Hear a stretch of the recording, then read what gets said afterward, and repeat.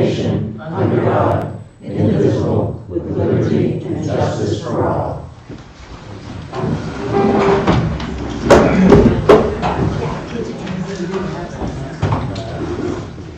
My normal speech. If you have a cell phone, please either turn it off or mute it. Thank you. Madam Chair, Yes, ma'am. I would move that when we adjourn tonight, we do so in memory of David Nichols. I will second that. I was going to make a statement. Oh, we'll go right ahead then. Okay. In the last 2 weeks, we've had Mr. David Nichols pass away. He was not only a Board of Selectmen, he also was on the Budget Committee. I served with him for 2 years, and I'm sure other members of the board have served with him also. You might not always agree with his politics and his thinking, but he did care about the town of Wiscasset. And as the Board of Selectmen, I would like to offer our condolences to his family at this time. Is there anyone that would like to say anything? I think you said it all very well. Thank you. Thank you. Thank you. And I will vote on your motion, if you would like. All those in favor? All those in favor? Thank you. Thank you. Okay, approval of treasurer warrants.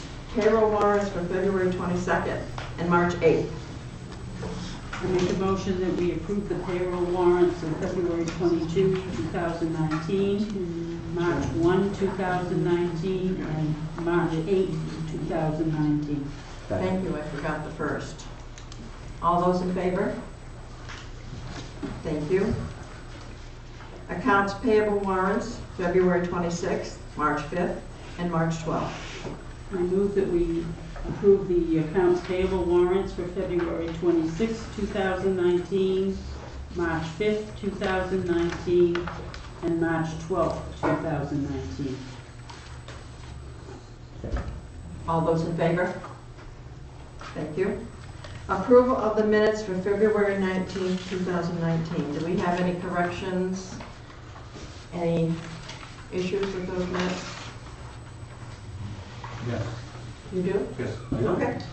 Under 12, other board business.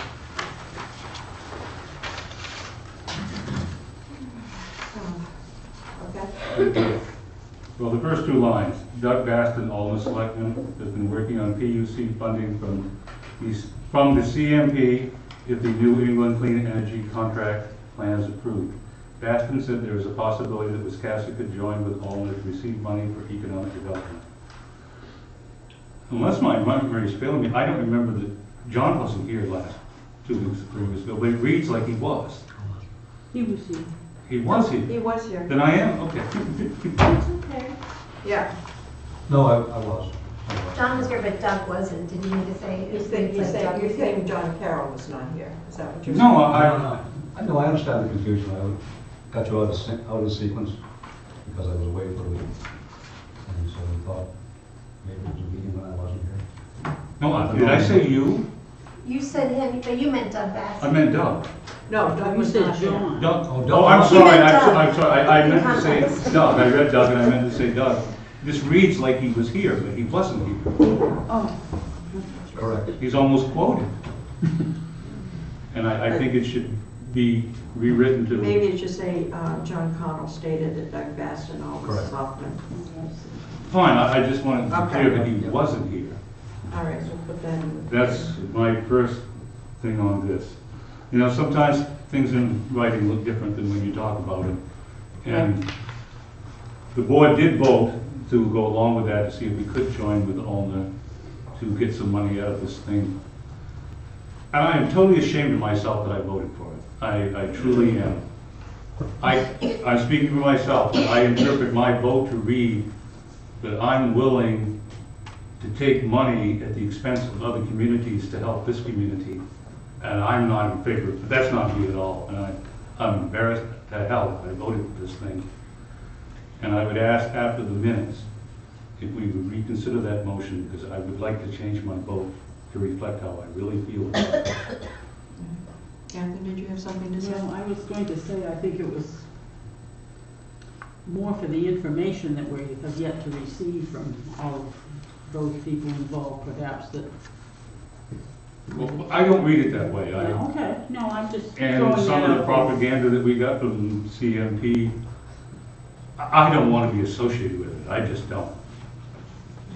Kim? So the way that I remember the conversation was that I'm the person who had the problem with us just sort of going along without having any paperwork in our packet. This was something that came up, and there was we had no supporting documents, we had nothing to read, and I felt like Thursday was too soon. And I don't remember us authorizing you to make a decision. I thought we authorized you to find out more about it. But as it turns out, there was no decision to be made. I talked to Doug myself, and so there's not an issue here. But the way I read it, it doesn't include the fact that I'm the person who had a problem with us agreeing to go along with this without paperwork.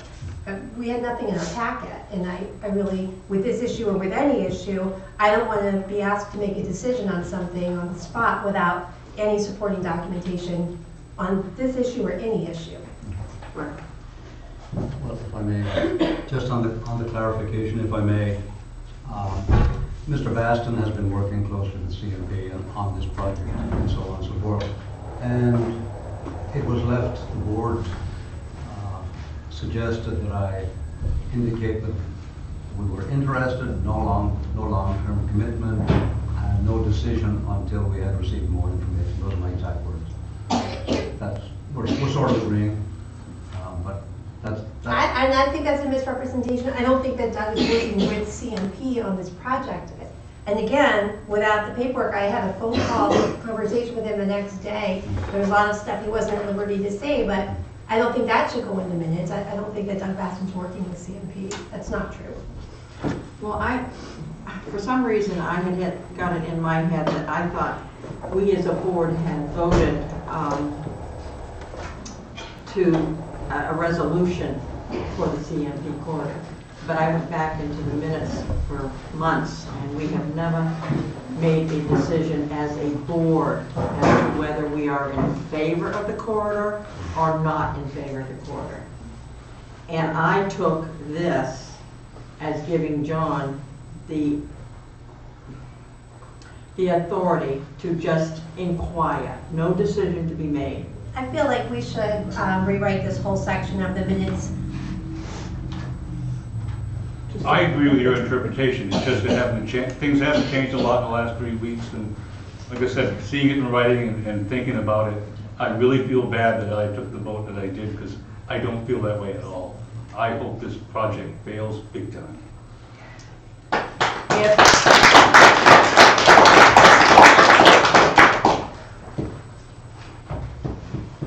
My thinking is, if you want to make a motion, I don't know when you would do it, because we are talking about the minutes of this meeting. I'm asking when we're done with the minutes and we've approved whatever we want to do, that we reconsider our actions on this motion so that I can vote against it. Everyone's free to vote how they want to. I want to vote against it. There's nothing to even vote about. It was to have him talk to Doug about something There that isn't. expired. Like, there's nothing. Yes, but it certainly seems as though, speaking for myself, that I'm giving tacit approval to this, and I don't approve of it I at agree. all. I think the minutes aren't written properly, and I would say, can we go back and look at the tape and then redo the minutes? Okay, but that doesn't change our vote. I don't think this is the way the conversation went. Jackie said that she could do that for verbatim, if this is what the board wants, that particular section, Okay, and bring it back to us. okay. Can you do that? Okay. Not tonight. No, I realize not tonight. Next week, next Tuesday. Judy, Yes. I'd just like to say, my vote was in confidence in having John look into this. And that's all I voted on, because I don't know anything about it.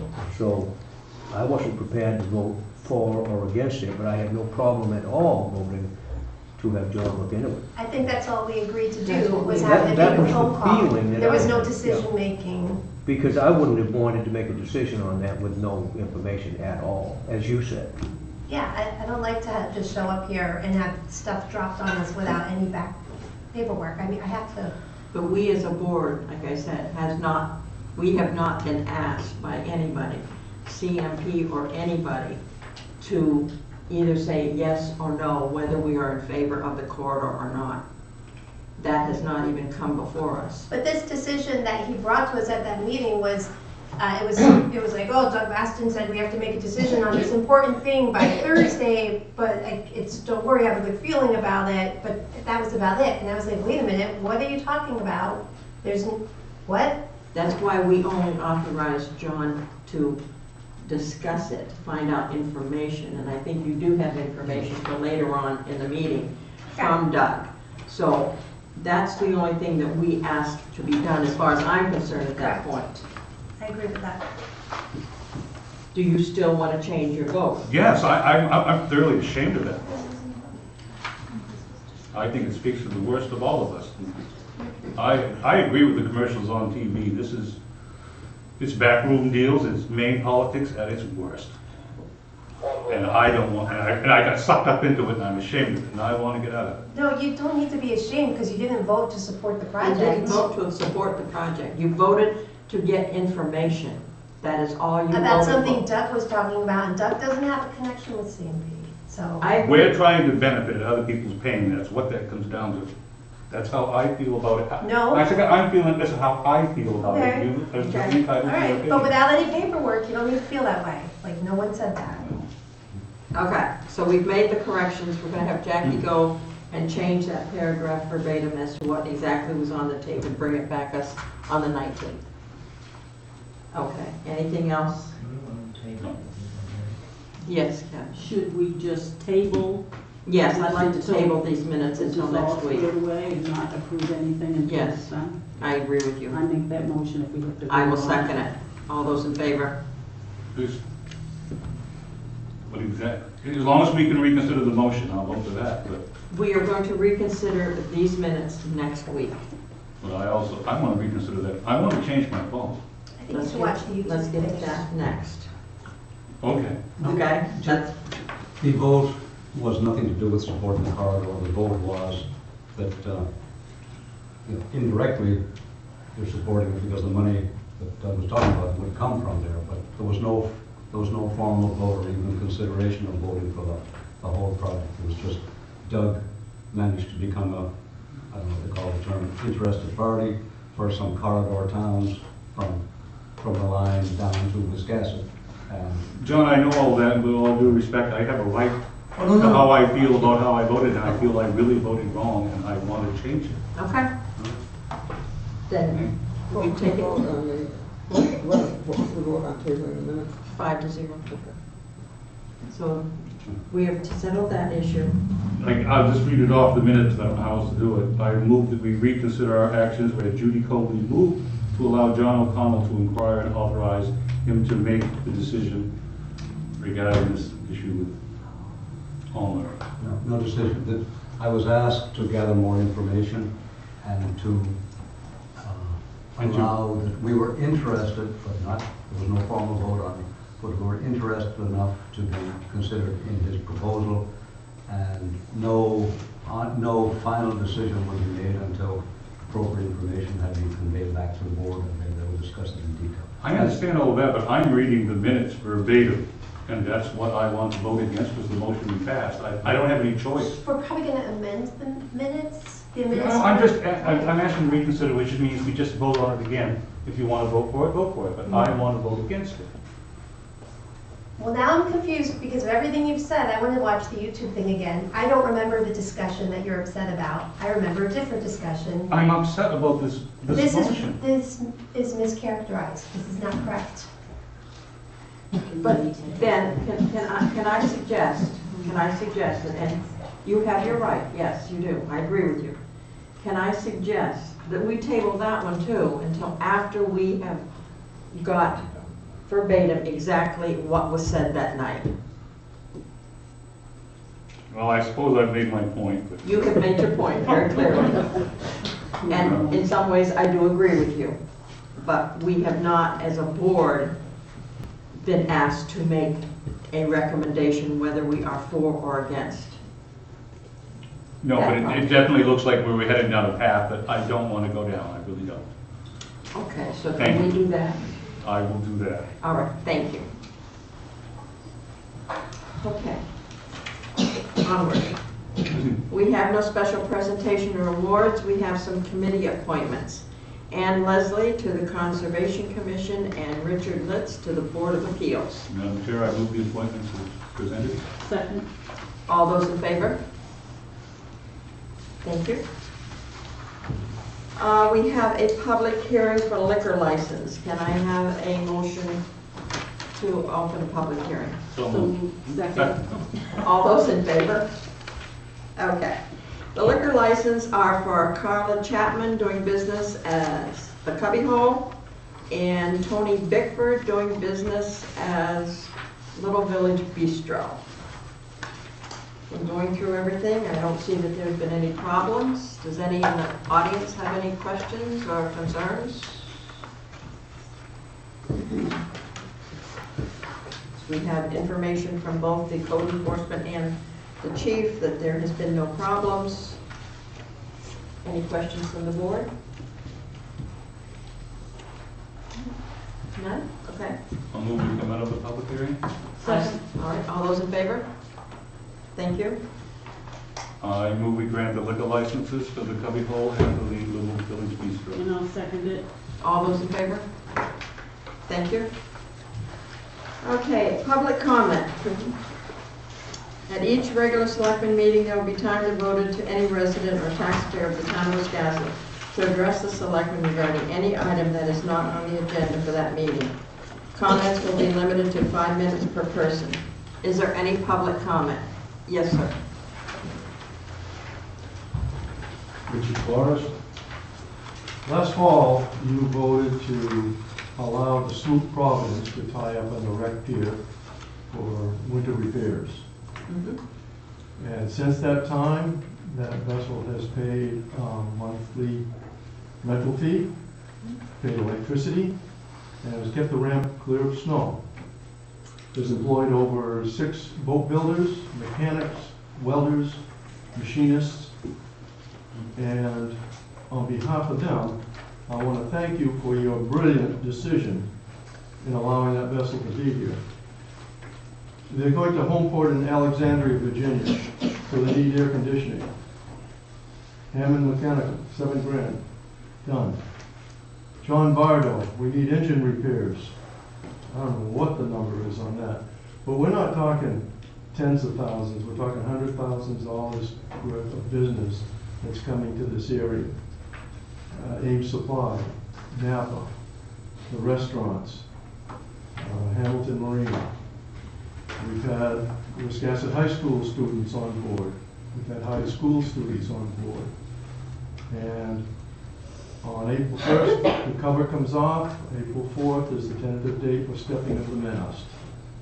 And Leon Poindexter, the man in charge, is very grateful and wished me to express to you that he finds this a very welcoming and warm town and is thankful for all that we have done to help him achieve his goal. So I thank you again. Keller is very welcome. We're glad they wanted to come here. Right, we should go home right now. You're home now? Second. Okay, let's adjourn. Yes, Bill? Bill Maloney, Federal Street. Bobby, you're not gonna like this. Don't think I like any of this. With some regret that I'm canceling my petition drive for a community development specialist. We would have the number of signatures to place it on the town warrant. However, I believe this is a good idea at the wrong time. I think that due to our current financial situation, it's not the time to add another municipal employee. I do, however, agree with many that as a minimum, we need to do a part-time planner. It's possible to have an agreement with Lincoln County to underwrite such a part-time position. Lincoln County does and will do some work in economic development and some grant writing, but to give detailed assistance to our Planning Board and Historical Preservation Commission would require some reimbursement. This would allow us to have the assistance that we need without being responsible for the cost of benefits or insurance and pensions. If the board is willing to take this route, I would volunteer to work with Mary Ellen Barnes to write a draft agreement for the board's review. I thank you. Thank you, Bill. Thank you, Bill. I think that's a very good idea. Can I ask a question? Yes. Is the Lincoln County planner the person that works with Mary Ellen in her office? Yes, I don't know her name, the new girl. she's, right now, she's transitioning with the planner that's leaving. Okay. Thank you, John. I think that's a good step in a good Thank Bill direction. also while you're at it. Okay. Yes, So is this a discussion that we'll have during the budgetary season, because we will have to put money in the budget for this? Right. Have to be on the Okay. warrant. So that will be part of our budgetary, once we start talking budgets. Very good, thank you, Bill. We have no department, I'm sorry, any more public comment? I'm sorry, yes, Kim. Sorry, almost. I'm in a hurry to go home, I guess. no, I feel like I've been up here for something similar before. I know that you all would love to see more participation in town government, and I'm trying to do my part. Last night, the planning board met with, they had their public hearing for the Dollar General. And I had my eyes open. I wanted to go to that. And I never saw the notice. I'm not saying that there wasn't one. It was in the paper. But you had a public hearing here tonight. I saw that notice in the post office. There are other ways for things to get out there, and I feel that if there was more effort to make sure that that happened, more people would see it. I happen to take note that in I think it was late January, when Dollar General first went in front of the planning board, when the newspapers wrote their articles about it and then posted those articles on Facebook, there was an astounding number of comments. And by far, they were mostly negative. I looked today, I went back to see, and it's not in my pocket. Okay. So my Yes, recollection. they're negative again today. Pardon me? They're negative again Yes, today. they are. I I happened already to saw notice them. that. Yes. There were, the original article, there were 121 comments in the original article in the Lincoln County paper. That's like unheard of in these local papers when they post. And they were almost all negative. So I think there were more people than just myself that would have liked to have been there. And I didn't, yeah, it's on me. They did what they had to do, but I feel like we should all be doing more. Please, please, please. Oh, there's also a town Facebook page. It wasn't on there. I follow that on Facebook as well. So- We'll make sure things like that get on there. if I could add, what is the gist of the negativity?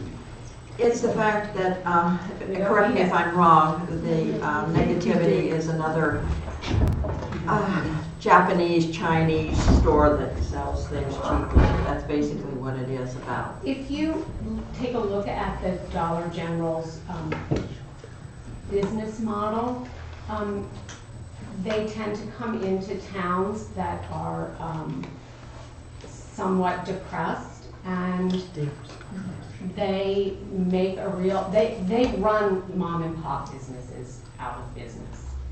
It used to be like Walmart was looked at that way, and Walmart's a behemoth. I mean, these are small stores that you can easily run into and grab milk and bread and things like that. It's going to take business away from Shaw's, it's going to take business away from other small local businesses. And I just think it's a shame. I mean, personally, I think it's a shame. So that's generally, if you were to look at most of those comments, they all sort of run that way. Oh, good. Thank you. I agree with a lot of what Kim had to say, and you have to kind of look at the whole picture. And in today's world, especially right here, you can look at the side of Dollar General or whoever else would have bought that property, because it isn't huge. It was for sale for a long time, and there just are not enough people around that have the capital to invest and put in something different. I'm not a fan of Dollar General, but I've never been in one of their stores, so I can't say. On the other hand, we have to look at the fact that the town will get some revenue from the taxes that they're going to have to pay, and that's the plus side. So I agree, it would be nice if we could have, you know, a different choice, but the ordinances prevent that. There is no ordinance that says that a store or anything of that type can come to town. I do know that when the first article Two came sides out, to every story. that a lot of the comments on Facebook is, why can't we have a Hannaford? Why can't we have a pharmacy in town? This has been looked into. I remember a few years ago, we did a survey to try and get Rite Aid or CVS to come into Wiscasset.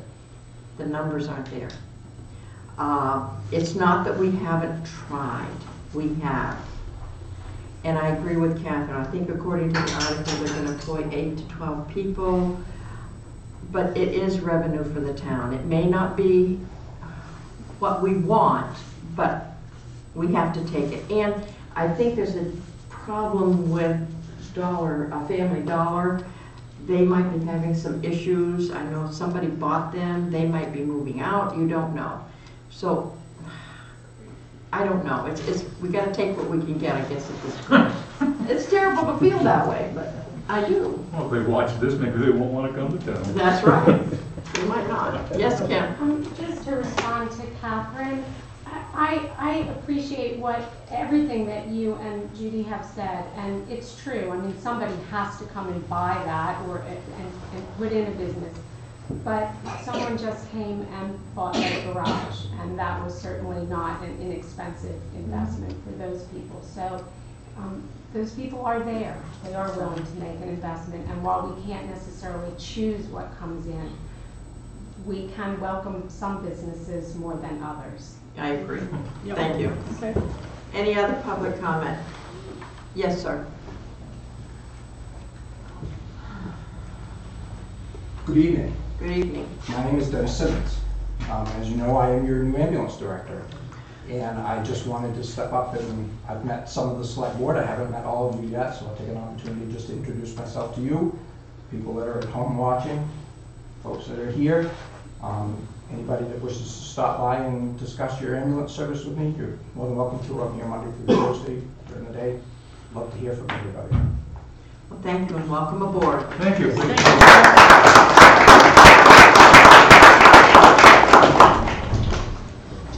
Anyone else? Seeing nothing, let's go ahead. Well, we have no department head or committee chair. Unfinished business. Budget workshop schedule. Yeah, some time ago, actually 6 weeks ago, I circulated this. And the biggest target is the board has to agree to the adoption of the budget warrant by April 2nd to get into to organize the ballots, which means that basically it's going to be non-stop budget for the next couple of weeks, which I knew, and when I left, I knew it would be piled up waiting for me. So we're April 2nd. that's what it says here, or earlier. That just strikes me as being early by a couple of weeks. Well, I know you're just passing on, that wasn't. He's faster. what's that? I tried, but anyway, just. We'll see when April 2nd gets We've here. got a budget committee meeting tomorrow, and I've got a draft that is close to being final, so we'll start work with that. And from there, I'd suggest that the board and the budget committee just come up in agreement with as many meetings as they can handle. I'll do what I can. Okay. Bernice will do what she can. Do you have a draft schedule? Well, that's what I've got a target date of 4/2, and I wanted to talk to the budget committee to see who's available because they're part of the process. And obviously, I don't have a draft schedule. Does everybody have a draft That was schedule? from last year. Okay, so we don't have a draft schedule yet for this No, year? well, we do not. Because it's March 12th. I mean, we're running out of time. Yes, we need are. to- I thought we were gonna have a calendar tonight.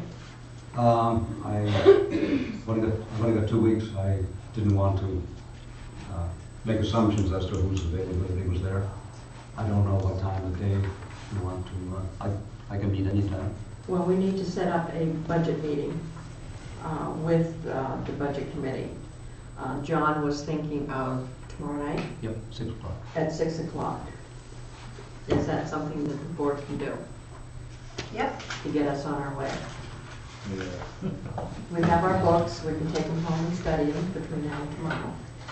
Is the budget committee ready for us? Because when I was on the budget committee, there was a lot of preparation and multiple meetings that went into the before we sat with the select board.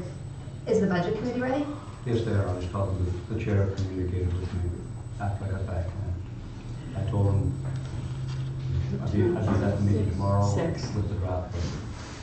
But seriously, for your benefit, speak to the town clerk again. I mean, a couple of years ago, our first meeting was on the 5th of April.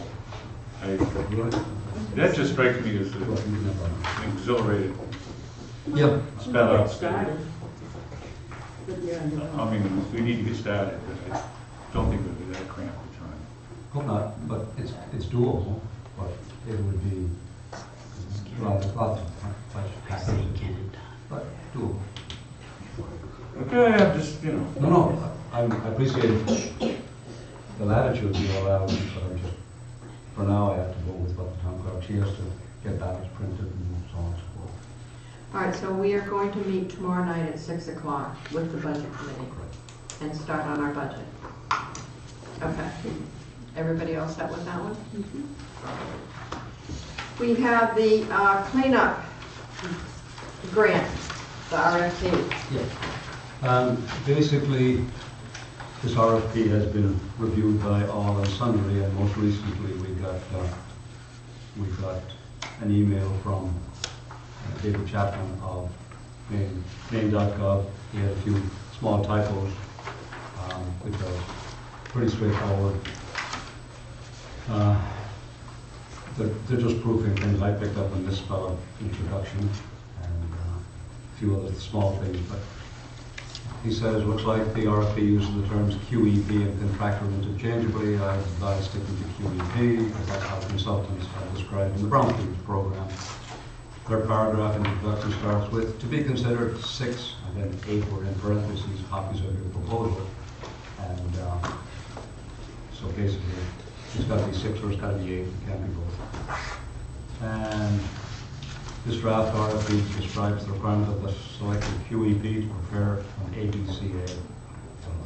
My apologies if this has been explained previously, but the cleanup grant application process requires that the draft ABCA be prepared and available for public comment before an application can be submitted. As a draft ACBA already been prepared. So this just came in this afternoon. Okay. So that with those changes, these are all, well, I won't say, they're minor. They are proofing things. I don't think we'll discover anything. However, we will follow up with this in the morning. Okay. And with your approval, that these changes be incorporated, we submit the request. What it is a request for RFP, request for proposal. So this will be the document which is attached to the product. It'll be attached to this. Yeah. Can we see it again next week after the changes are made? Yeah, if you wish. Because it doesn't have to, I mean, it's dated May 1st, so we've got time to see the final. And then we can vote, and then we would want to vote on it the next week. Yep. Okay, on the 19th. Okay.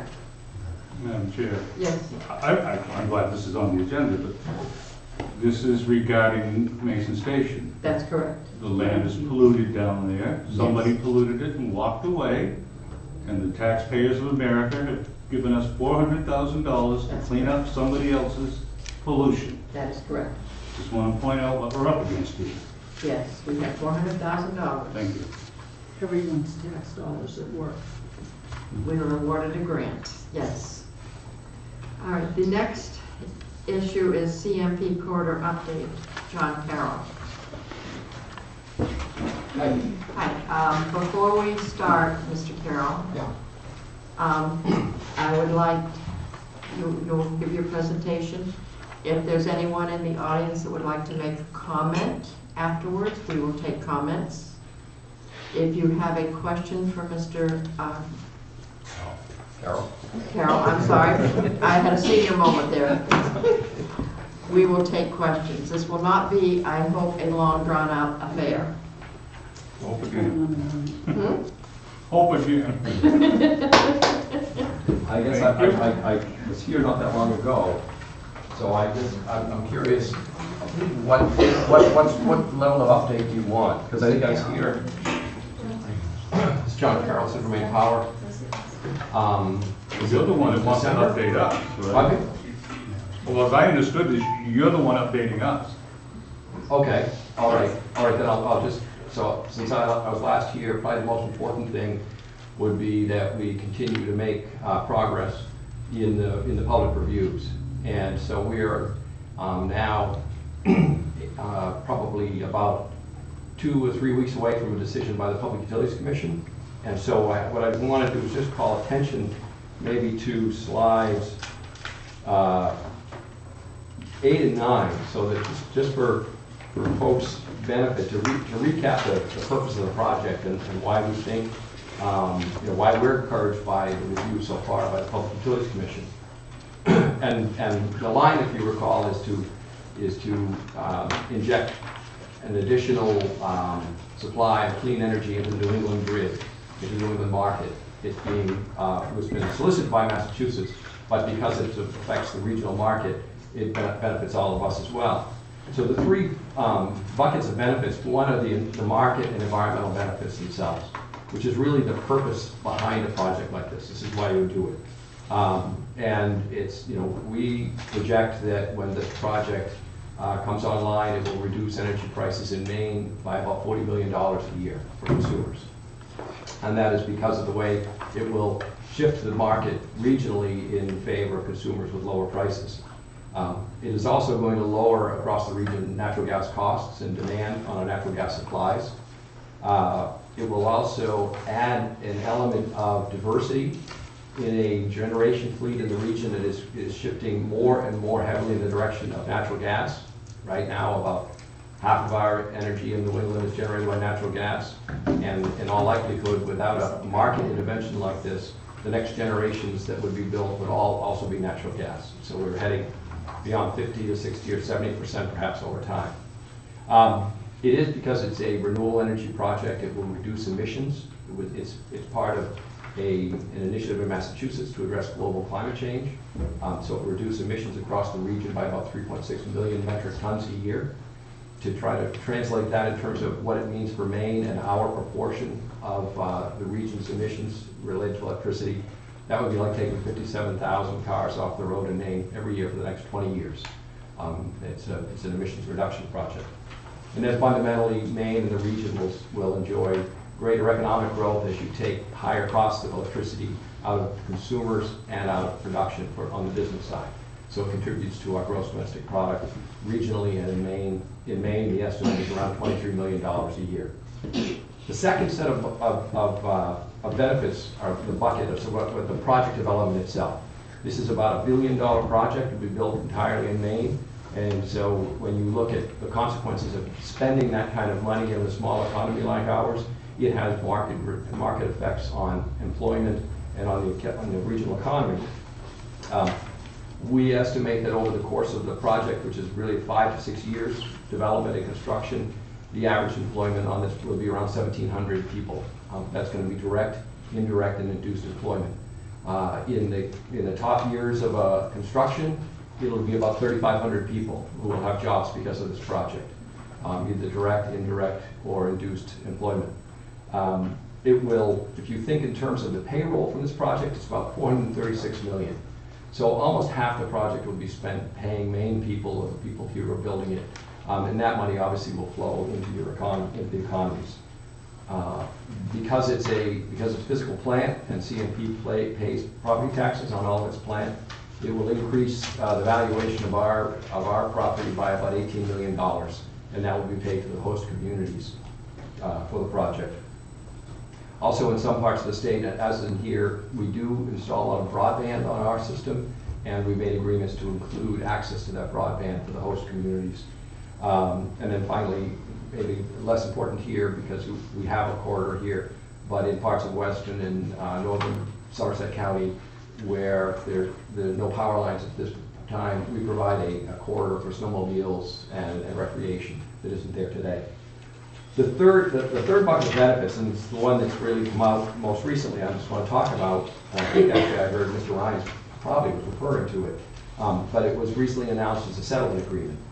And I just want to put that in context as to what a settlement agreement is and then what the benefits are in that. But it's always important to remember that this is not why you do a project. You do the project for the first bucket of benefits, the market and the environmental. Incidental to that, because it's development, it's good for Maine. And then third, in the resolution of a larger complex case, there are often parties that will come to the table looking for special accommodation. In the Public Utilities Commission itself, it is certainly by far the norm that a case of this type, this scale and complexity would be settled by a settlement agreement. There are very clear regulations in the Commission's rules as to how the negotiations should be conducted and how all the parties should receive notice and participate and then voice their opinions on the agreement. And then fundamentally, the agreement itself will be ruled on by the Public Utilities Commission. And so I don't want to be argumentative, but this is not a vacuum deal. For people who aren't familiar with the PUC process, it may seem, I think it's surprising to some folks, but this is how the majority of cases are resolved in the Public Utilities Commission. And fundamentally, if they don't agree with the settlement, they can obviously reject it. The interests at the table who were represented, in particular, would be the Office of Public Advocate. The Office of Public Advocate is charged specifically with looking after the interests of utility ratepayers, electric, water, natural gas. Their function is to make sure that ratepayers are going to receive adequate benefits. So in the agreement, there's an extra $140 million that will be provided to Maine for ratepayer relief generally, and there's also another $50 million in a separate fund that will be used to provide ratepayer relief for low-income customers. That was a particular focus of the public advocate, and asked to have that added to the benefits of the project. In community benefits, there are $15 million for fiber optic expansion, not only in our own investment in our system, but to help build out into communities that don't have good access to fiber optic. There's economic development grants for Somerset and Franklin counties that they can use to develop their tourism economies in that part of the state. There's also education funding for students around the state and in the host communities for secondary and technical schools. And then we also have an agreement, frankly, with the Passamaquoddy tribe, who have leased us a piece of land, and this is money they'll use for their own tribal activities and development. The third category is technology and policy. One of the big challenges as we look ahead toward climate change and addressing it really across the board, it is not just about electricity generation, it is about the carbon emissions from transportation and from home heating. Those are actually the two largest sources of carbon emissions in Maine. And so it was a particular interest to the governor's office and certain environmental advocacy groups that we try to address those issues as well. So there's funding there to encourage wider use of electric vehicles, ownership of them and use of them in the state, and wider use of heat pumps. Obviously those technologies are around, but they're emerging, and this is an extra catalyst to increase the use of those. There's particular emphasis in all of these to provide benefits toward low-income customers and also to the host communities. There's a large, probably maybe one of the more important lasting benefits of the project that will come out of this stipulation. There's $2.5 million for decarbonization planning studies. One of the things that has become clear as we've worked on this project, which is really one of the region's first really large regional efforts to address climate change in the electricity sector as a whole, is that the state's communities are unprepared to really grapple with what types of changes are ahead, what types of projects are going to be necessary. And so, you know, this has been a particular interest of the environmental community to say, how do we prepare all the states in New England to understand what, not only that climate change is real, that debate is largely settled, although not entirely so. And people are looking ahead to the consequences of climate change and in many cases, you know, imagining and trying to picture that.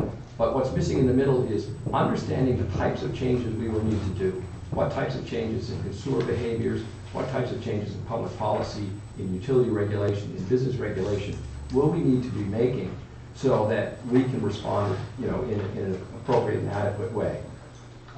You know, what's been clear to us is that when people look at this individual line, without the context of a plan, without being able to measure it up against something that has to be accomplished and the ways that it will be accomplished, then it's a simple question of, do you like transmission lines or not? And you know, we've been in this business long enough that a lot of people say, I'd rather not have one. And so we really think that it will be very valuable for the region to start to say, these are the things that we may have to anticipate in the future. Larger onshore wind, larger offshore wind, solar, whatever it is. But so that's really a transformative change that we think will really aid the region. And then we're also providing some funding for the University of Maine to expand its research into offshore wind. And then finally, an odd number here called securitization. One of the things that people have criticized is that many of these benefits come over an extended period of time, 40 years in payments. There's money in this deal, in this agreement, to take a look at whether you can take that forward cash flow and use that to securitize a larger upfront payment so that you could accelerate some of these benefits and then amortize the expense over the 40 years with the cash flow that's promised. So it's a way of sort of pulling that net present value back into the nearer future and presumably seeing more and accelerated benefits from the deal. So that's the third bucket, and excuse me, I do have a cold, but so at this point, you know, I would just direct you to the next page because I want to talk about what the settlement agreement, or oftentimes the stipulation, represents. When it was first announced, it was actually announced initially by the governor, and of course we were pleased to have her support for this. But at the same time, what's important to understand is that it's not a political settlement. And you know, the danger of saying, well, because the governor has chosen it, was it a political achievement, is it a political milestone, is it a political settlement? No. This settlement agreement is the result of 18 months of work by folks analyzing step by step, fact by fact, opinion by opinion, what the meaning of this project would be, what the benefits were, what the impact would be, and how to weigh those. All the parties in a case like this bring different perspectives, different dispositions, different opinions, some for, some against. But what you need to do is, through a very deliberate and careful structured process, sort through the opinions that hold up, sort through those predispositions, and let the facts fall out, and let the fallacies and mistaken ideas fall away, until you get to a point where you have a large recognized body of fact. These are conclusions you can draw from the careful work of these people over 18 months. And the settlement agreement language says that all of the parties who signed agree that this is a benefit for Maine consumers. They agree that it will lower future energy prices. They agree that it will increase reliability for Maine. They agree that there are carbon dioxide emission benefits for the region. They agree that there are economic benefits. There are significant other benefits as well. They agree on that. It doesn't mean everyone involved agrees. Some people will cling to disagreements. They will cling to their original position. But over that course of time, the parties who assigned this said, you know, we could argue this for a few more years. But when you put the facts on the table, and when you hold different ideas up and test them against analysis, these are the things that we now know. So this was obviously signed by the Governor's Energy Office, signed by the Office of Public Advocate, it was signed by the Industrial Energy Consumers Group, who represents the state's largest industries. It was signed by Conservation Law Foundation and the Acadia Center, who are very strong environmental advocates who work on a state and regional basis. It was signed by the Maine State Chamber of Commerce, the City of Lewiston, the International Brotherhood of Electrical Workers, and others. And then shortly after this was all signed, the Union of Concerned Scientists also said that this is a project that should be supported in Maine and regionally. And so, you know, the debate will continue, and people will continue to say, you know, this is a bad project for Maine. They have had their time to make those arguments, and they have made those arguments in a public setting, in a public structured process, and those arguments have not held up, at least not in the opinion of all of these interests. It's also important to understand that this settlement agreement is not to say that there are other opinions and concerns that have no weight. People in the course of this would have raised concerns about the project. Will it affect tourism in some respects? Will it affect their experience in some respects? Will it affect the environment in some respects? And some of those, in some instances, those issues are dismissed. In others, they're true, they're acknowledged, but they are weighed against the benefits. And so it is not to dismiss people's concerns or objections. It is not to dismiss the impacts. It is to say that when you set the impacts up against the benefits of the project outweigh them. And so, you know, we're hopeful that sometime next week, Monday, the examiner's report will come out. That's the final statement on the case by the Public Utilities Commission staff. Once that is out, there'll be about a week for objections, and that we think the commission will take action probably in the first or second week in April. That's our first major state permit. And then thereafter we'll move on to the DEP, but always with a goal of completing our permitting by the end of this year, and we start construction at the beginning of next year, early 2020. So I'll just stop there because I suspect you or other people have questions. And Catherine? I jotted down a whole bunch of things, Yeah. and I just want to ask you this one question, although I have a lot of them. You mentioned access to broadband for host communities. yeah. What do you mean by access? Are you going to give communities some money so that they can get to the access, or how is that going to work? Yeah, sure. And as we build out our system and integrated into our construction is a lot of broadband capacity, fiber capacity, Mm-hmm. and we use that for our own controls. When we build it, we install far more than we need. The incremental cost of adding double or even triple the capacity that we need is minimal. So we put the capacity in place. We've put together a plan so that at road crossings, all the major road crossings in the host communities, we're laying out our splicing so that we'll have splices near those major road crosses in all of the communities. So that first off, there'll be immediate access to that. There's also a $10 million fund that will be administered by the state and economic development organizations.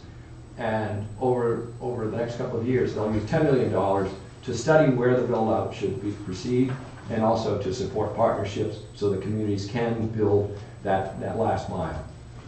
So also our cable, we're negotiating with Hydro-Quebec, our partners in Quebec, to actually extend the broadband cable capacity all the way up to Montreal.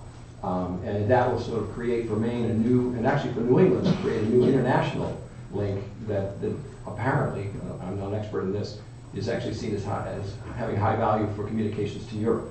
It avoids some more higher cost and congested routes through southern New England and New York. So there's benefits for the whole state if we have an enhanced broadband capacity, and there are benefits for the host communities in terms of we're putting the infrastructure in place and then funding the build out to the extent that we can find the partnerships to do it. Thank you. Thank you. Any other questions from the board? Yes, Ben? Yes, this handout we got from, I guess, your office, it's says CLF and partners reach agreement with Central Maine Power. That's the Conservation Law Foundation and the Acadia Center and other interested groups. Who decided that those are people that should be making an agreement on all of this? Who decided? Yeah. I I mean, who are they to make an agreement with you that's gonna be worth $262 million? Well, the case is, when you open a case like this at the commission, it is available, there's a process for interveners. Anyone who has an interest and can demonstrate an interest can file to intervene. And so in this instance, there were, for instance, the Office of Public Advocate. You know, there are usually some larger agencies that will intervene as a matter of course. IECG often intervenes. Some of the communities that were more interested and were more active intervened. There were individuals who intervened, just representing themselves. And then there were a series of NGOs, non-governmental organizations that intervened. The Sierra Club, Natural Resource Council of Maine, Acadia Center, CLF, Conservation Land Foundation. It's a fairly low bar in terms of the test as to whether you should be admitted for intervention. You know, you have to be able to demonstrate that there's a material effect on your well-being or interests, and the commission, I think, is generally leans in favor of admitting anyone who wants to, you know, act as an intervener. So, you know, they had every right to be there, as much right as anyone else. They also, I think, understood the process and understood, you know, recognized potentially the benefits of the project and also the benefits for Maine. If, for instance, additional benefits could be brought to the table, brought out, you know, through this process. And so, you know, they were there by the indulgence of the Public Utilities Commission. They are just one of the signatories, and you know, I guess that's my answer. I don't question whether they have a legitimate voice or not. All right, I won't question that, but it just seemed to me that if you're willing to throw millions of dollars at people for their pet projects, they'll jump on board. Millions of dollars that they got from Mainers. Which has, and the 262 million itself, is all that gonna come from the people of Massachusetts? It's all either from Central Maine Power, and our revenues for this project all comes from Massachusetts, or it's also from Hydro-Quebec. So the people of the state of Maine will not put one penny into that 262 million? Not one penny. And you have, I'm sure, Barry Hobbins, the public advocate, and the Public Utilities Commission. That is one of their primary charges, is to ensure that, you know, that charges that the customers of CMP pay for the services CMP provides. And if there is a cost that goes to some other function that's not directly to the benefit of CMP customers, then it could never be charged to them. And so in the agreement, we actually are creating a separate special purpose entity called the NECEC LLC. So all of the physical assets will be transferred to that. All of the previous expenses will be transferred to that project. All revenues and expenses associated with it will be kept on a separate basis, which is what we do today, I think, with the MEPCO line that starts here in Wiscasset and runs up to New Brunswick. So we have this an LLC called MEPCO, the Maine Electric Power Company. It was a partnership among us, Bangor Hydro, and Public Service initially. We built that line back in the 70s. So we have, you know, so it's a parallel organization, and you know, it's a very clear process for partitioning and segregating those expenses and revenues. You know, I'm sure that, you know, a lot of well-intentioned good people have worked on this. I mean, I actually have a lot of respect for you, even though I don't agree with you on this. And I really like the governor, and I think Barry Hoffman is a good guy. But I remember, I think it was '97, the legislature, you know, in good intentions, deregulated the industry. And the first thing that happened, we lost Maine Yankee. And I don't remember that turning out well. I don't remember the sequence. I mean, it was not our choice. Well, I know that. I'm just saying that people sometimes with real good intentions, that don't always turn out that way. And the legislature certainly had good intentions, but I think it just absolutely backfired on the people of the state of Maine. Yeah, I think CMP ended up with Maine Yankee because it was a stranded cost. I think nobody, is that the one that, was it, that no one would buy that? Or had it been decommissioned before? I'm not sure all the For details. safety reasons, wasn't it because it was a? No, it was about money. Right, it's all about money. It was about money. I'm not mistaken. Kim, you had a question? Yeah, so the part of the corridor that would go through Wiscasset. Yeah. Does that exist already? Yeah, And does CMP own that already? yes, yeah. And do we have any say over whether or not you can use that corridor for, as a selectman here? Not really, or, So it's yeah. on slide 6 is. Want to know, Yeah, like, there's a little bit of detail on slide 6 about the corridor. It's about 6.4 miles from town here. and it exists already? Yes, and there's and you actually own it. structures. We own it, there's structures all through it. And that was all I wanted to And just so, clarify. yeah, and so the town, to the extent that it will have a site plan review, I'm not sure exactly which boards we would go before, but the town would review it as any other land use under its own zoning ordinances. Thank you. So what exactly do you need from or want from the Board of Selectmen? I guess that's the big question.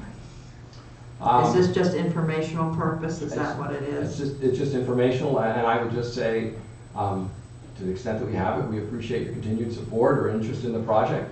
You know, we obviously strongly believe that it's good for Maine, and we've had a long partnership. I'm distressed to hear that you're still dealing with Mason Station.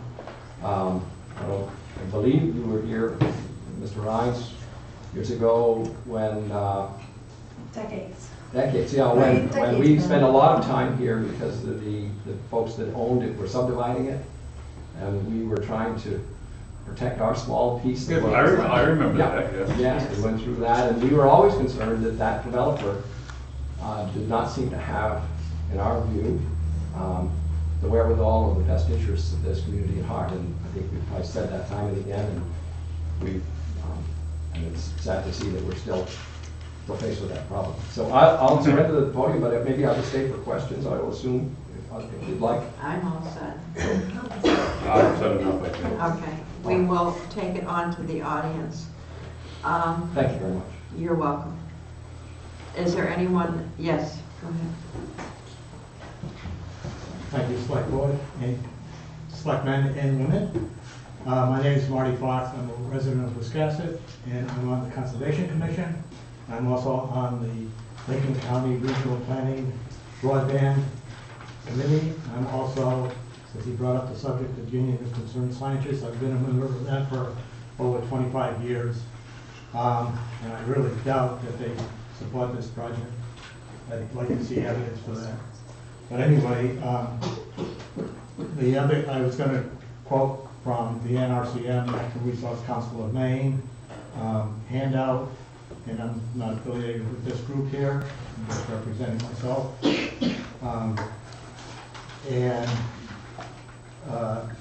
There's many reasons to be against this proposal. And a lot of the information was pretty bogus, what he just mentioned.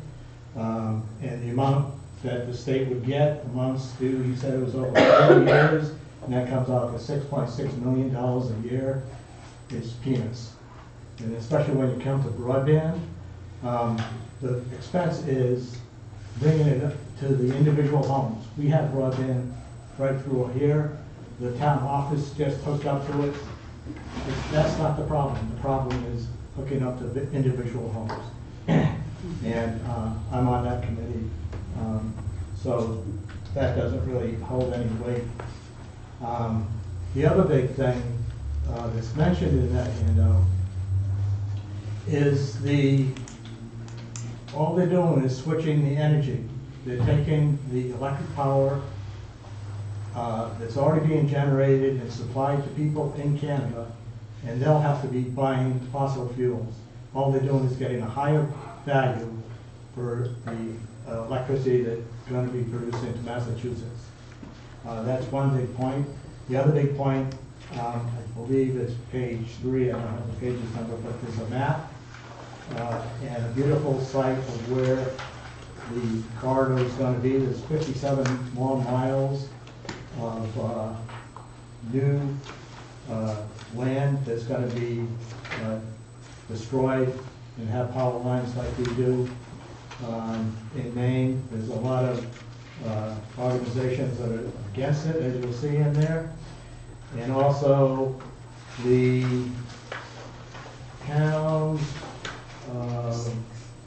Carrituck, Westport, Forks, Alma, Jackman, Denison, Ebden, and Wilton have all voted to rescind their support and come out in opposition to this.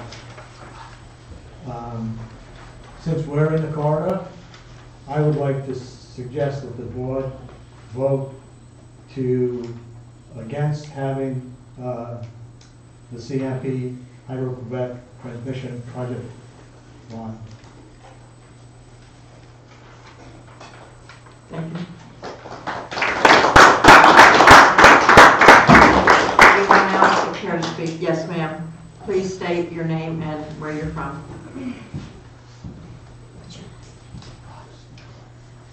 Good evening. My name is Meg McCandless. I am a welder at Bath Iron Works. I live right over here on Mountain Road around the corner. I have 2 children. One of them is old enough to go to school. One of them is not, unfortunately. I want to thank you for stating some facts. I did have some in my head ready to go, but after listening to that guy go on for almost an hour, they're all gone. But I'm not really here to state facts. I'm here to say more about how I feel and how I'm sure that many of my union brothers and sisters do at Bath Iron Works, many of whom are residents here, and I'm pretty disappointed to not see them. But I'm more here to state how I feel. I am one of the many, I believe there's almost 8,000 members of the CMP Ratepayers Unite group on Facebook. That's almost 8,000 people who are being double, triple charged on their bills. So I want to state that I feel that they may say that we're not footing the bill on this project. They may say that Massachusetts is, Canada is. But I think that anybody with common sense would see that Mainers are as well. If we're getting double, triple charged with no explanations other than maybe an extra space heater, maybe put our air conditioner on too long, old appliances. After the windstorm, I'm sure many people in this room had saw their bill skyrocket with no actual explanation. 8,000 people with about $200 average of a bill before they started double charging us. Because I know the average is $300 to $500 now. 8,000 people, just at 200, that's $1,600,000. How are we not funding this project? Not only are they taking money from our pockets with no explanation, but they're trying to use that money to turn it around and destroy our state. And for some reason, we have no say in this. He's already talking about when this project is supposed to start. And this gentleman said himself, all of these communities, these host communities, are against it. Why don't the people of Maine have a say in what happens in our own state? I think you're going to have to take that up with the governor.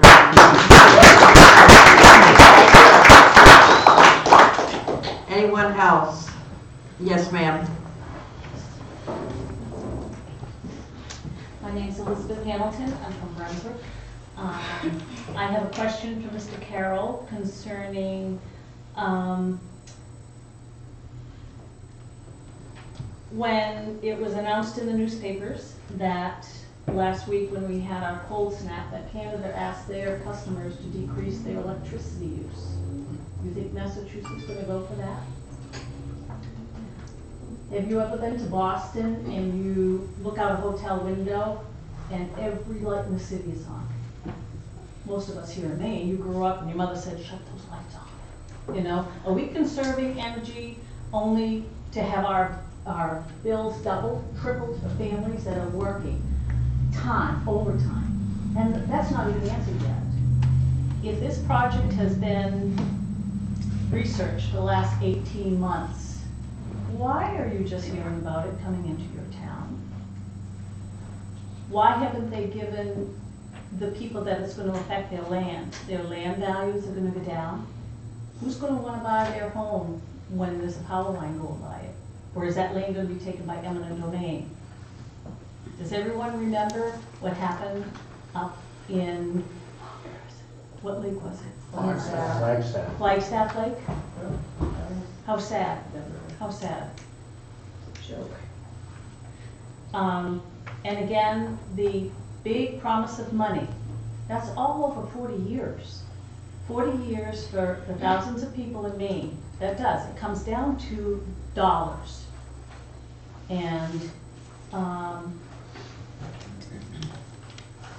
and then the width of this corridor and going through the most pristine areas north of the Mississippi, east, the pesticides that are going to be used. You know, we live in Maine for a reason, you know. We are known for our ocean and everything, but we're also known for our mountains and our rivers. And it generates a lot of income for local people there. Fertilize. Yeah, so it's sprayed on your lines now, you know. There is a watershed effect. It's huge. And so these special lakes and ponds and rivers flowing into each other, there's so many side effects of this project that can offset it. I think the people of Maine need more time to vote on this. It's coming up in 2 weeks. I don't know if that's a done deal in 2 weeks, but it's certainly not fair to the people of Maine. Thank you.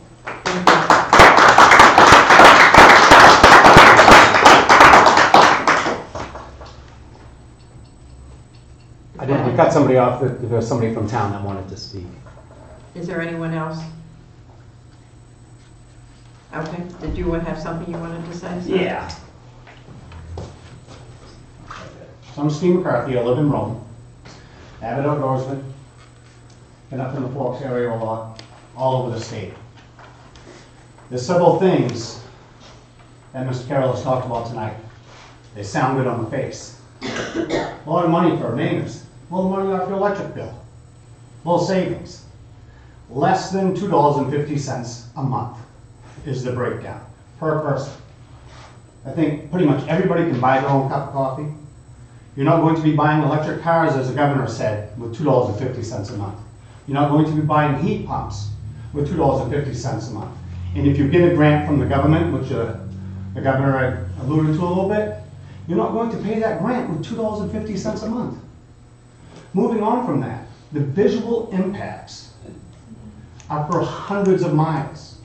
Standing right here, you can't see down the street a mile, but if you're on top of Mount Katahdin, you are going to see from Canada all the way across the power line.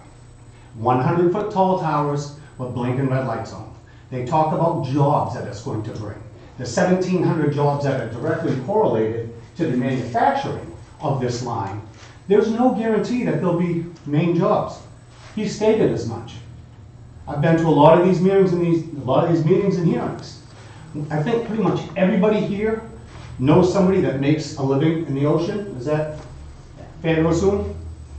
The manner in which Hydro-Quebec operates their hydro dams is illegal in the United States. In the early 70s, the United States passed the Clean Water Act, which deemed the manner that they operate their dams illegal due to the adverse effect on streams, rivers, waterways, and the depletion of the single-cell organism that feeds our Gulf. On top of that, it raises temperatures. So if you look at the state of Maine's Gulf and China, the country, the two fastest warming places in the world, both downstream of massive reservoir dams. What happens is you have a really shallow dam, anywhere from 0 to 15 feet. They hold that water, hold that water, hold that water. That water gets hot, dumps into the river, raises the ocean temperature, and this is why we don't have shrimp. This is why we're losing our herring, because there's no shrimp. This is going to be a ripple effect. We spent a lot of time this weekend speaking with a gentleman whose family has lobstered in Maine his whole life. They have to do with 1,500 traps what they used to do with 400. This is not about not wanting good clean power, which in our opinion, because of the laws against it in the United States, it's not. But let's look at this. New Hampshire said no. They offered New Hampshire over $500 million, but we get 260. Let's go to Vermont. Vermont said there is no public need for this project, right? And that's one of the stipulations. If you would like to put this in Vermont, you go underground. Vermont has all the permitting, presidential stamp included, which means you have to have a presidential stamp if you're going to do an infrastructure project of this size with a foreign company, from a foreign country. Vermont has it. Vermont said, go ahead, run it underground. But they don't want to. They want to make the billions of dollars on our backs. So when we lose our jobs from tourism in Maine, Coburn Mountain, 10,000 snowmobiles a year go up that mountain for the pristine view. You can see for miles. It's beautiful. Hiking Mountain number 5, Moxie Mountain, Mosquito Mountain, Addie, the crown jewel of Maine, Mount Katahdin. When people go up there and you look away from the corridor, you're going to see wilderness. You turn around, you will see the corridor the entire way. 2 more minutes. The last thing I got is this question has been asked and asked and asked. And every time it gets asked, there's a long response that doesn't really ask the question. So I'll ask the question one more time in front of you people. Mr. Carroll, is CMP willing to go on the record and state that the corridor project will result in a net reduction of greenhouse gases? Because every time that question's been asked, you give us a runaround answer. I think these people deserve a yes or no answer. Thank you, folks, very much.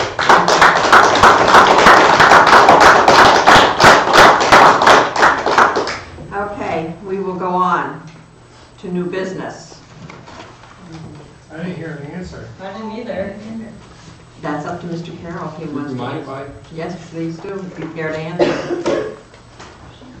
This is I'd like to answer that, but on that specific question, I think at one point I was asked, would I guarantee that this is reducing greenhouse gases? Can CMP guarantee this question? That's it's a bit of a rhetorical trap, but here's what we do know. Hydro-Quebec is one of the largest clean energy resources in the world. They have 37,000 megawatts of hydropower there. Maine has 700. They have 37,000. They have pursued, as a business strategy, providing clean emissions and becoming the battery for all of the Northeast. Right. In the course of this proceeding, we have presented testimony that demonstrated that Hydro-Quebec has excess capacity to serve this in and above all of their markets today. In the course of the proceeding, Hydro-Quebec provided data saying that they are spilling energy. And in 2018, they spilled over their washboards as much energy as this project will deliver to New England. And they spilled it because they don't have economic transmission. They could not get it to a market. So clearly, we are working with a partner that has built an amazing set of resources. They are on record at the commission as saying, we are spilling water because we can't export it. We can't get it to market. We do know also in Massachusetts that there are very, very careful and detailed contracts with utilities in Massachusetts who will buy it. Their particular interest is to ensure that it's green. Every electron that will be sold and delivered over that line from Hydro-Quebec will be traced electron by electron back to specific generating facilities in Hydro-Quebec. Hydro-Quebec has said that over the next 4 to 5 years, they will actually add 745 megawatts of new capacity that doesn't even exist today as they upgrade existing plants and bring new generation on. So the question of whether this will make a difference in climate change, CMP has no doubt that it will. We can't guarantee it. That's not our job. That's not our business. We have no doubt it will. We're a business that's committed to trying to address climate change. That's why we're a leader in this country in wind power. It's why we're a leader in the globe in wind power and renewable energy. It's why it's a core business principle of our entire business family. So, without question, this has been reviewed. Conservation Law Foundation, Acadia, and Union of Concerned Scientists have issued a statement in support of this project. That has been a core question. It has been asked. It has been answered. Over 18 months, it has been asked and asked and asked and answered. And at this point, all the people that have signed on to the stipulation agree that it's been answered. The fact that people keep asking it doesn't mean that the answer is invalid or the answer is not there. And with that, so I would address all the other issues, other than I will say one frightful aspect of this project has been to see the corruption of science, as we know it. It has been a long and difficult process to help the public understand climate change and the threat to our lobster fishery and our shrimp fishery and the warming in the Gulf of Maine. And if you talk to the Gulf of Maine Research Institute, if you talk to the Bigelow Research Laboratory, if you talk to the research agencies in Maine who are studying what's happening to our environment, our oceans, our fisheries, it's climate change. It is not Hydro-Quebec. It is not the impoundments they have created. And there's a shameful and frightful point where, as the public was coming to terms with real science, that science is being corrupted by rumor and junk science. And it's undermining the public confidence and understanding of what's really happening to our planet. So thank you. Thank you. I think we are done at this point with this section. I'm not going to Sorry, have... ma'am, I would like to say one more thing. Excuse me, please sit down. We are not going to have a continuation of this debate. So this isn't a public discussion? No, not at this point. We are going to move forward. Madam Chair, I just wanted to end with a comment that I made last time. Yes. Carol's too big. That I feel for the United States of America to depend on a foreign country for our electrical supply is an act of stupidity. It just is. Thank you. Thank you.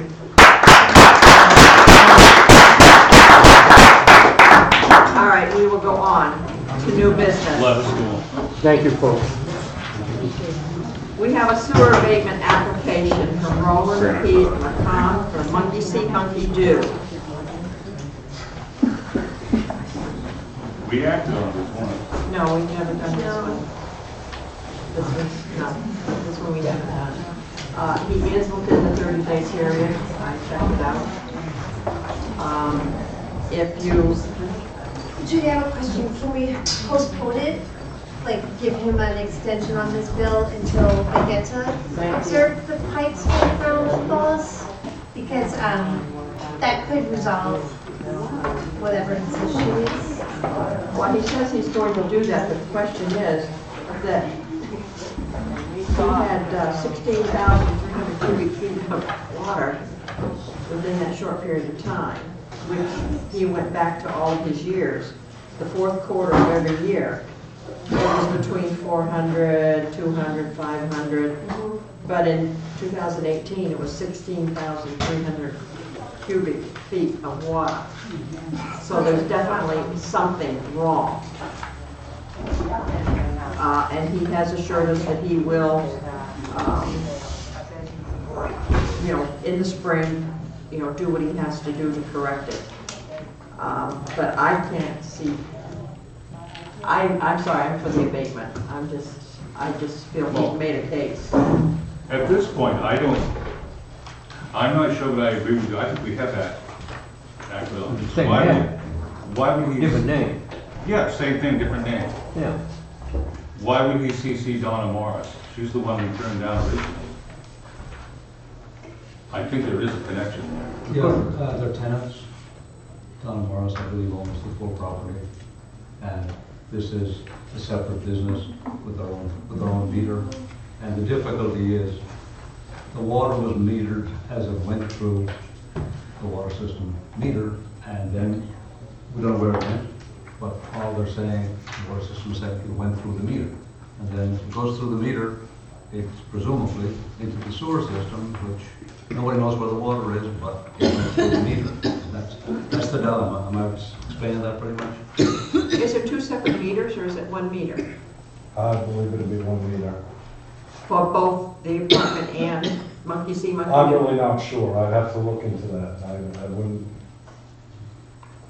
I don't know the particulars of that. Because when Donna Morris brought hers before us, she didn't say anything about 16,300 cubic feet of water. And I thought that was a different address. It wasn't in the same Well, I place, was think it? it needs to be checked out, and even if they are different, if we grant this one, she's gonna be back and she'll have a good argument for And getting. hers was outside of the. Hers was outside the 60 to 30 days. It was like a different time period. Oh, or maybe this guy. Well, this time period is back in October, that. But he got his bill in December, and he did the abatement at the end of January. I looked up the ordinance to make sure, and he is within his 30 days. And it says in there, they have 30 days to apply for an abatement, and he did.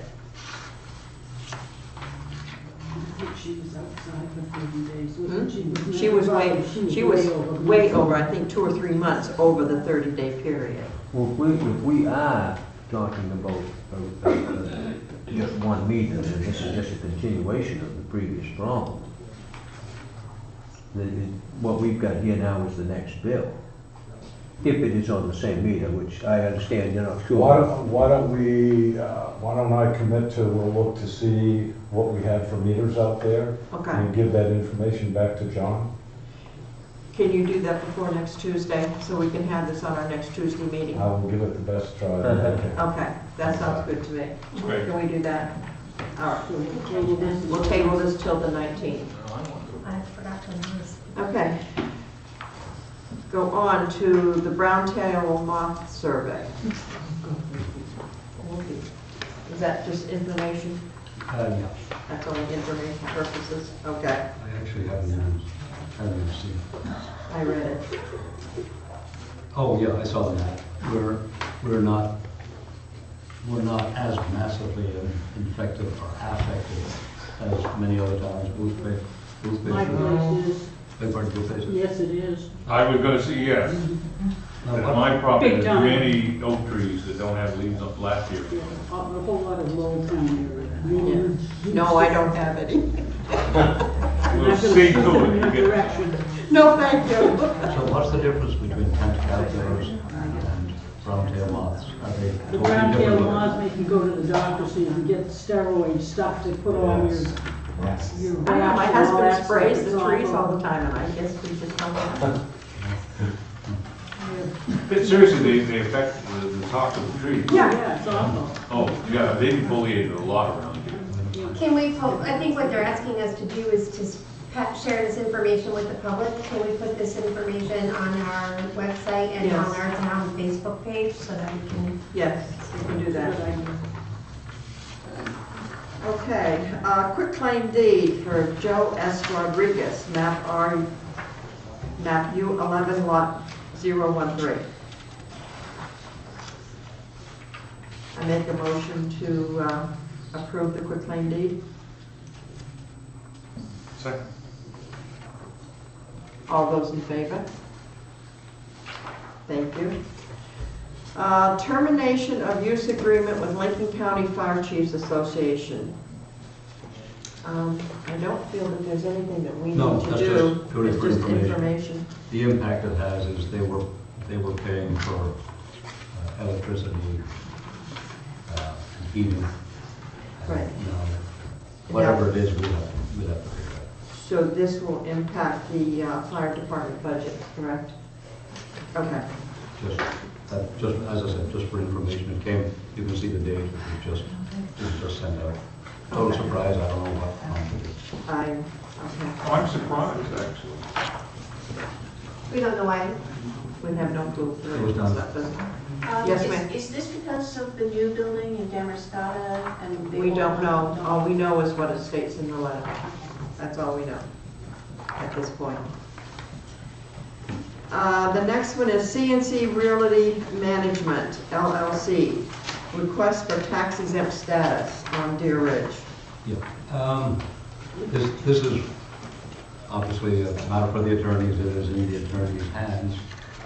Basically, it's the second attempt, I understand, with a slightly different strategy to gain tax exempt status.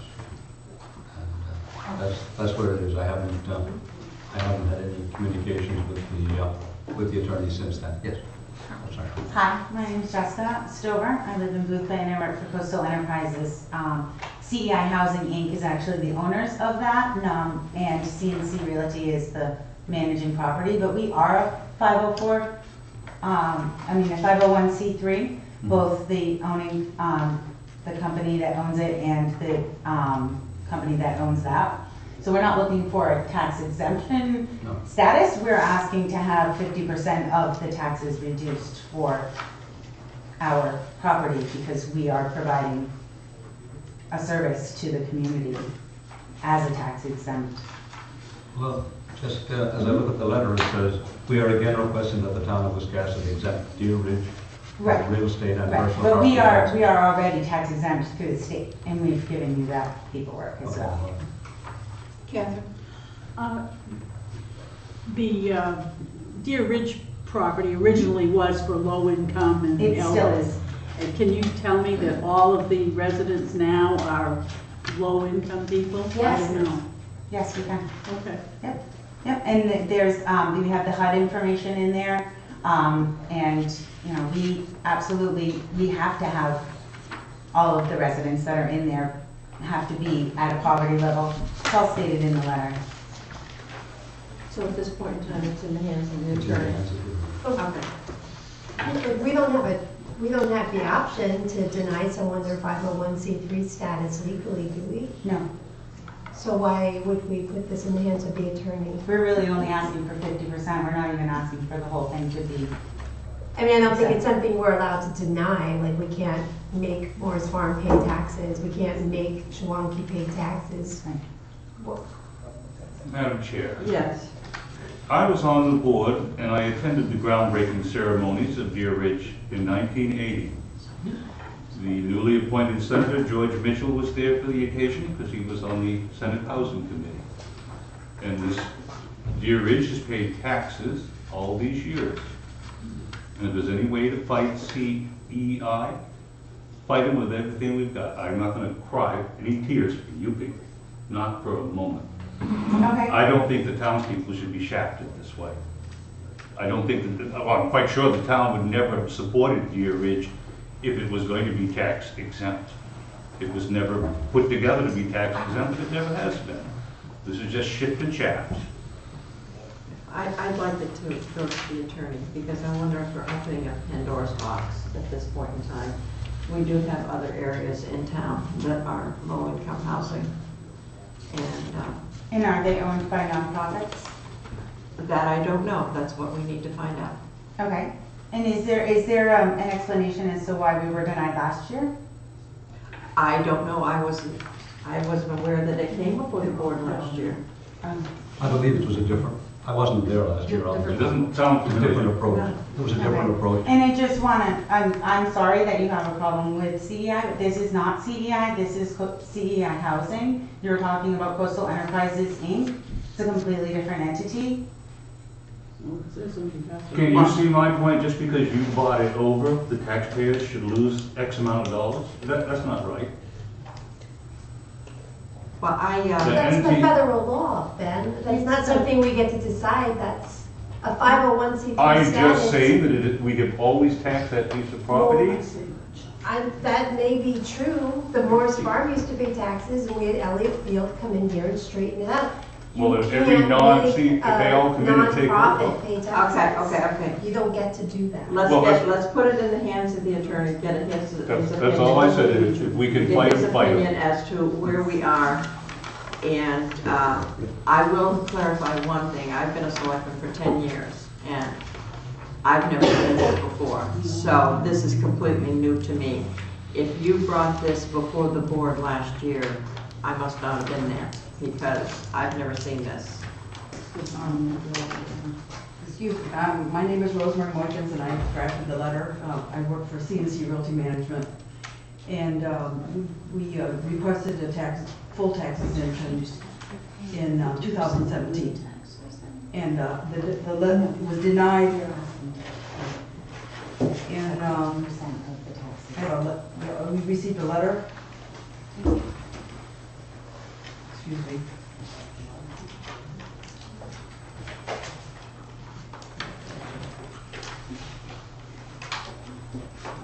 into it. Here it is. We received a letter August 22nd, 2017, signed by Judith Colby. Really? I'm sorry. She's not here tonight. And it This said is news to me. It said that CEI Housing, the owner, had not established that it is organized and then conducted exclusively for benevolent and charitable purposes, and that CEI Housing's ownership or use of Deer Ridge Farm is solely for CEI Housing's charitable purposes. So, we didn't follow up and didn't appeal this decision, and we didn't follow up in 2018, but we're back in 2019 because the property really needs to have more cash. It's got a very weak cash flow. It's got a reserve that is not really strong for capital improvements, although we did put up $100,000 last year into the property. Well, first of all, let me apologize. I don't remember that. That's quite all right. I could have had a senior moment. The difference this time is that we're asking for a 50% reduction in taxes rather than a full abatement, because the law provides that if you have a Section 8 property that was owned by a for-profit and is then bought by a I non-profit, just signed, but the I don't state of remember Maine law signing it. says you can get a reduction in taxes, but only 50%. And that's to help protect the taxpayers' resources. So. We need all the protection we can get. So, I did call, I did talk to the assessor, I did talk to the town manager, the previous town manager, and they said that there's been a lot of change in the selectmen, and put your letter together and try to explain in detail how CEI housing meets the requirements of the law. So that's what I attempted to do in this letter, and explaining exactly what the benefits are to the people that live there. They have to be very low income to live there, and also to point out that not $1 that comes to the property from the tenants or the subsidy from HUD, not $1 can be spent outside the project. Every dollar must stay with the project. Now, if at some point in time the project has really good cash flow again, and perhaps the owner might want to contribute more back to the town. If the property is already taken care of, has more money than it needs, then that's something I'm sure the owner would consider. What are your taxes right now? They're now about $50,000 a year. 50,000. Hold on.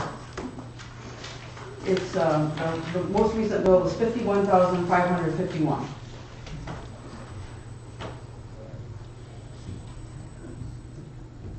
Disabled and low-income people that we provide services. They're disabled and low-income people that we provide housing for in this community. And as part of this community, I live in Booth Bay, and it's nice to have housing. And it really can change your life if you have a nice place to live. And if we don't have the money to fix it up. I agree with you. I really do. I really do. We're just hoping that this property can be there for maybe 100 more years if it's taken care of. I agree with you, that's why I supported it years ago, but I like the tax dollars. I appreciate that. I do.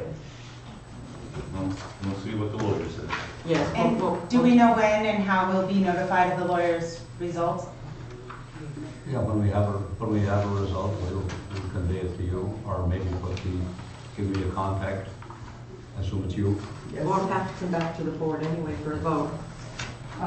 Would you like me to be available when it comes back for a vote to answer questions, or? Oh, yeah, if it, It's up to you. whenever it's mature, shall we say. Yeah.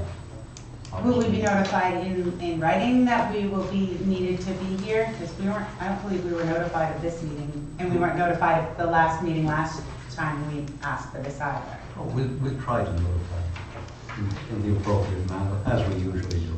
Yes. Now, if you missed one last time, nothing to do. And I'm new at this, I don't know what the appropriate manner is. How will we be notified? Can you call her? Can you call us? Will you write us a letter? Yeah. We're under new management, you'll be notified. You'll be notified. I mean, it's not a one-sided operation. I mean, really. It takes two to tango. Okay, I can call you in a couple weeks and find out then. If Yeah, you that's don't fine hear, as well. I recommend that you call. Absolutely. Yeah. We'd be happy to get this thing resolved. I mean, we don't necessarily like sitting on stuff. This is This is a rerun, and be happy to have it off our plate, one way or the other, in the right manner. Well, not necessarily one way or the other. Well, But we'll live whatever the lawyer says. Yeah. I mean, hopefully we can have an answer for you by the 19th, but don't put that in stone. No. I have to chase the attorneys. Okay. I- We'll I talk love to the I attorneys. got it wrong. I have my contact information in the last paragraph of the letter. Yep, I see it. And if you have questions, certainly let us know. We Yes. want to be able to provide you everything that we have. Thank you, and we will definitely contact you. Okay, town manager's report.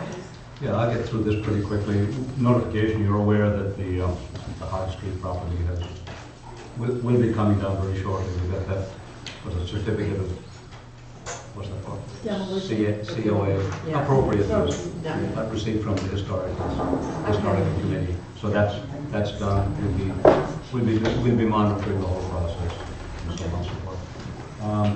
With regard to the, I'm sorry, the paper. This is, I'm sorry to interrupt, That's this the is blue just line. taking place at the direction of the property owner.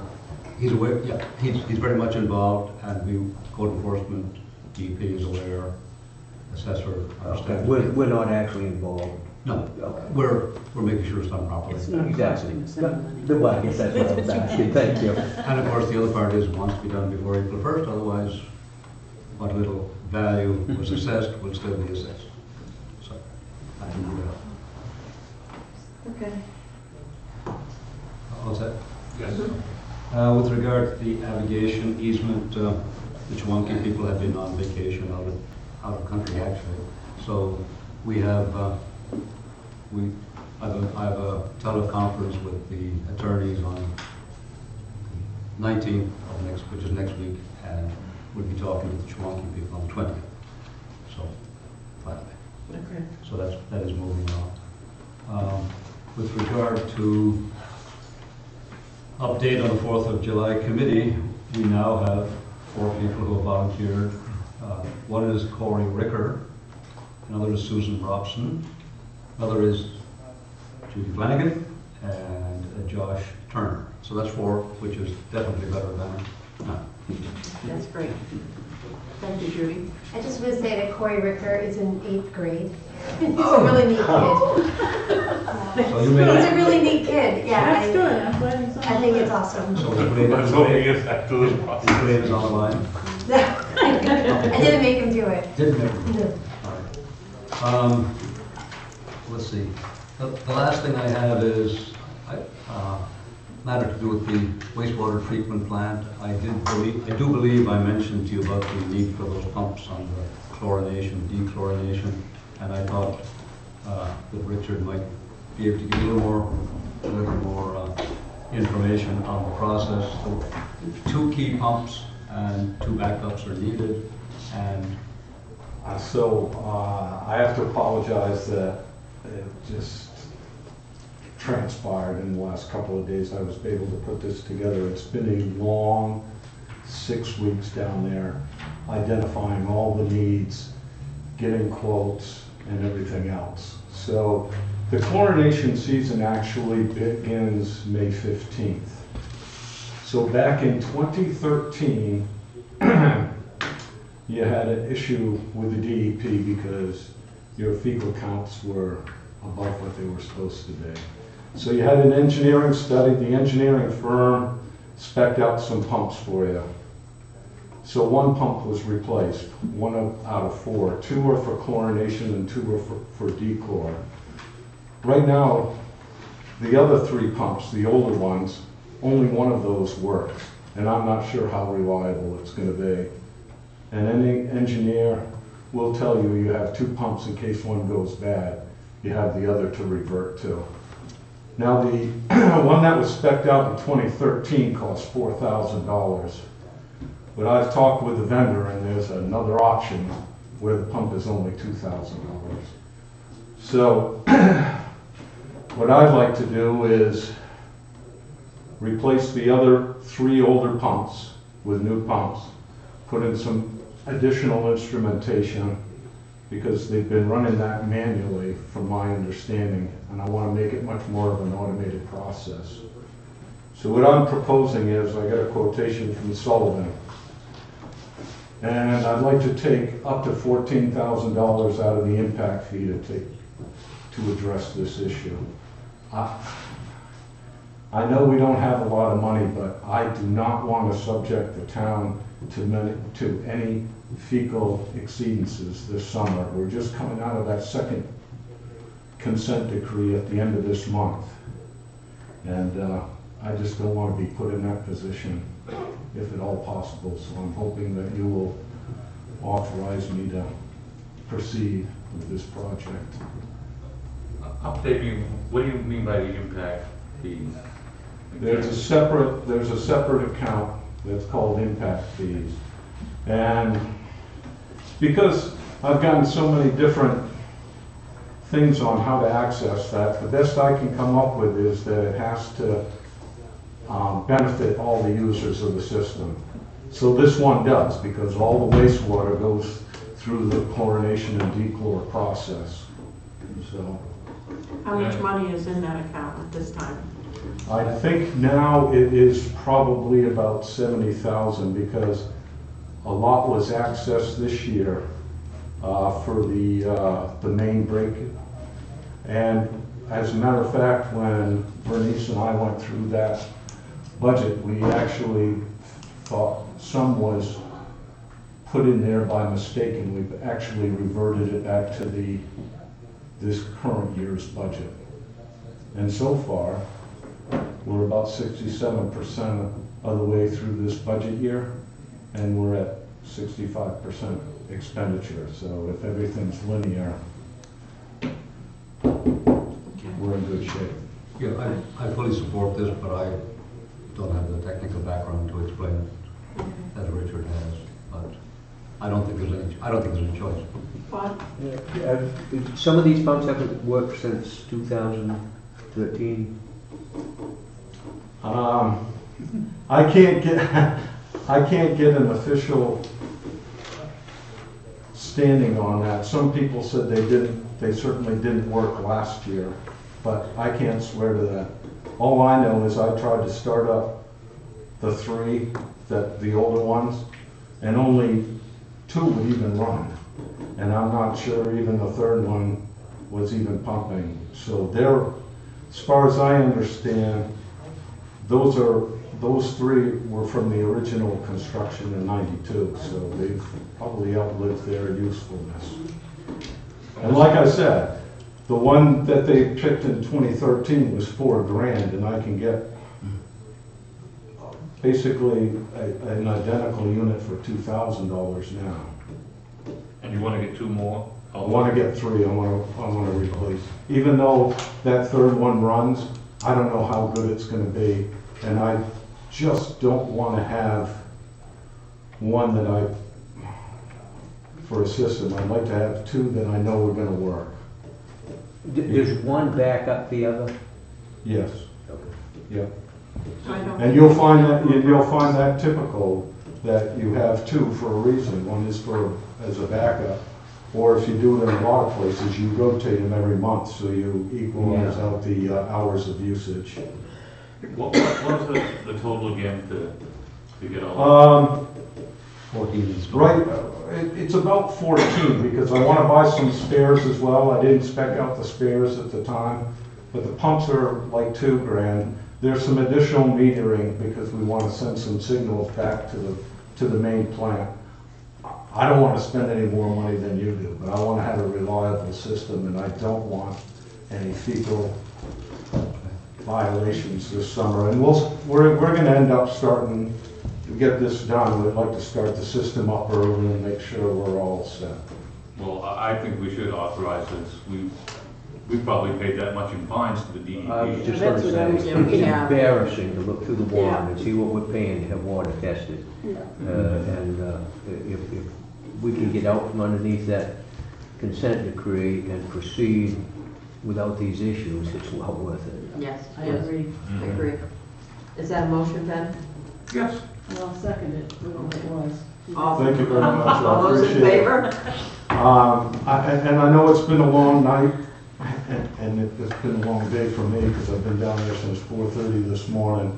But I did want to tell you that that new trough and auger, those pieces, that's been put in. System's running fine.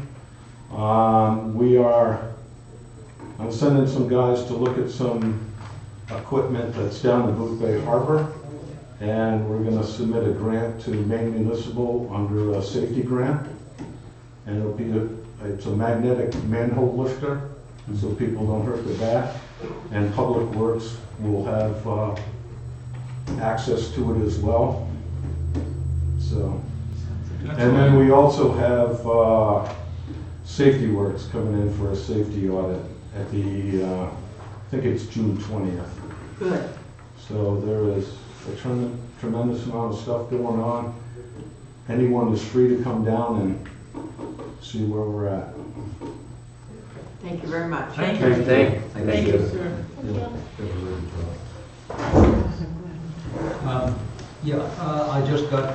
I got letters from 2 of our bargaining unit people saying, here's the 90-day notification.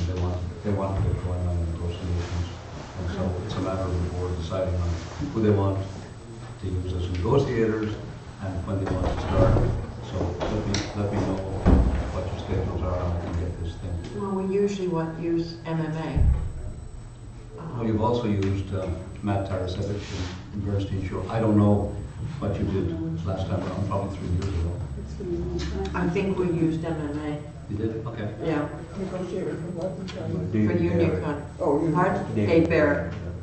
Okay, I call him in the morning. We used Dave Barrett. But if you know someone, John, that you think would be better, then go for it. Yep.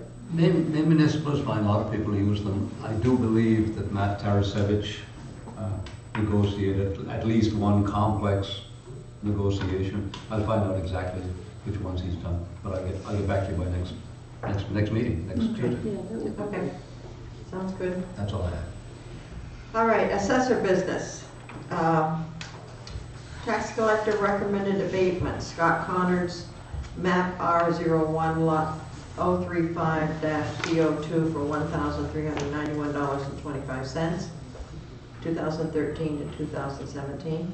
Sam Patterson, map R07, lot 039-19, $281.03, 2016 to 2017. Gilbert Rhines, map R05, lot 051-A2, $651.31, 2010 to 2017. Carol Jones, map R03, lot 054-003-001, $666.97, 2016 to 2017. Yes, Bob? Can we abate stuff that's 10 years old? Well, let me put it this way. These are all mobile homes. Some are not being lived in, some aren't there anymore. So this is just, this is what the tax collector said. Well, They shouldn't be there at all. Just clean up this. there's a time limit on being able to request an abatement. It would seem like if they wanted an abatement in 2010, they probably should have applied in 2011. I believe it was our records that said the abatement should be made, and just wanted to get it off the list. That's how it was explained to me. And then- Are these part of our, Yes, of that. of the list? Yeah. And then so there was a list of mobile homes where they were supposed to go out and take a look, and this is what they're coming That's back the and result. It's kind recommending. of, either they're not there. Or These are uninhabitable? Or they're either not there or they're uninhabitable. Oh, okay. So again, I think it's primarily just cleaning off the books, reducing the list. Where's Bernice? Where's Bernice tonight? Oh, She's usually like our person. she's dealing with a medical thing. So do I have a motion for the abatement? I have a question, maybe I must be missing something here. On the agenda, the first one, Scott Connors, it says an abatement for $1391 One. But on this piece of paper, it says $318. And the first one on my list is, you got this? Is that what you're looking at? There's one down here for 318. Scott Connors is $13.91, but I don't know if he's got a separate. There's two, he has two. He has two. Yeah, there's He one probably here, has there's more than one here.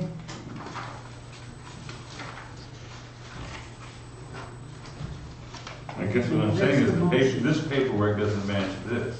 Are you looking at 12A?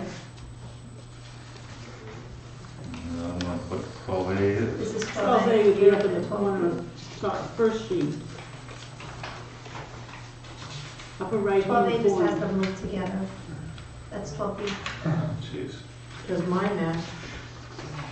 Well, because I'm not looking at the right things, I guess. All right, that one matches up with those.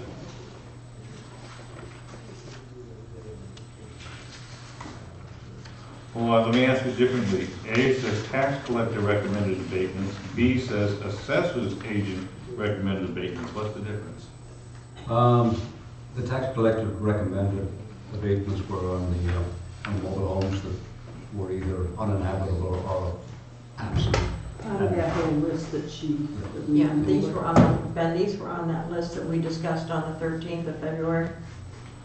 There were mobile homes that we didn't know whether they were viable or however you want to put it. This is the list. They're uninhabitable, some of them aren't there.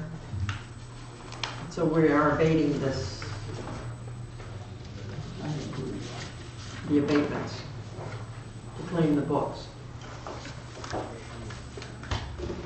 So we've been billing, let's take, what is it, the first one, who is it? Scott Connors is the first one. We were billing them for 5 years in a row for something that hasn't been there for 5 years? Yeah, it seemed like it was his obligation to come in and ask for an abatement in 2013. But if you guys recall, when we went through that meeting, we had the long list and there were several properties that no one's taken any action on in years, and Bernice is trying to clean it up, and so that's why we sent someone out. Like, are these people even there? I'm glad this is on our agenda because I'm curious if we put our for sale signs out on the other properties. What's going to happen is the final notice will be sent out tomorrow.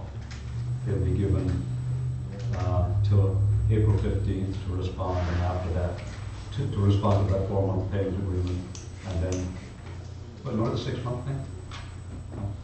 No, the properties we've heard absolutely nothing, and we agreed we were just going to put for sale signs. There's like the one over here. There were Lee Street. Liberty. I'm wondering if we did that before John was here, or? No, John was here. You were here, okay. No, the way I was. We agreed we weren't going to do another letter because we've done so many letters. Yeah, but remember the agreements with the different people that spoke at the workshop? Those are the ones I'm talking about. I'm talking about the ones we've heard nothing. One of the properties is right over here. No Brick signs. building. No signs have been put up. No signs. But you're right, we did agree, the people Yeah. did not come in and did We not don't have take to any talk about action. that now, we can finish this thing, but it's along the same lines. I wanted to follow up on all of those. But because they were, if you remember, it was because of being 65 or older, we had to send out another letter, if I'm not mistaken. Yeah, that's it, John. Yeah. To let them know that, yes, definitely within 30 days, it is going to be sold. So we do have that last letter. There was an issue, if I'm not mistaken, when we made the agreements with the people that came, we said 6 months. Because I think we read the paper wrong. It should have been only 4 months. Is that what That's what the attorney, going back and forth, has been talking about. So what has happened is that, correct me if I'm wrong, Bernice is getting a hold of them. Once they've made 2 of the payments, monthly payments, then we will go into the 4-month contract. They still will have 6 months. And it will state, she showed me the letter.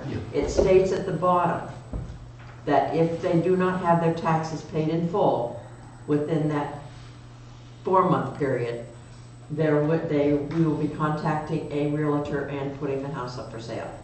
It was very plain and very clear. There was some discussion about 4 months, 5 months, 6 months, and the attorney, the letter was all Right. clarified. If we went with the 6 months, the way it was explained, we would have to take them to small claims court if they didn't pay it in the whole 9 yards. So we decided that we would let them do 4 months, and they are paying. I understand that they have been paying. And then we'll do the 4-month agreement. And that'll bring closure in the time frame Right. that we discussed.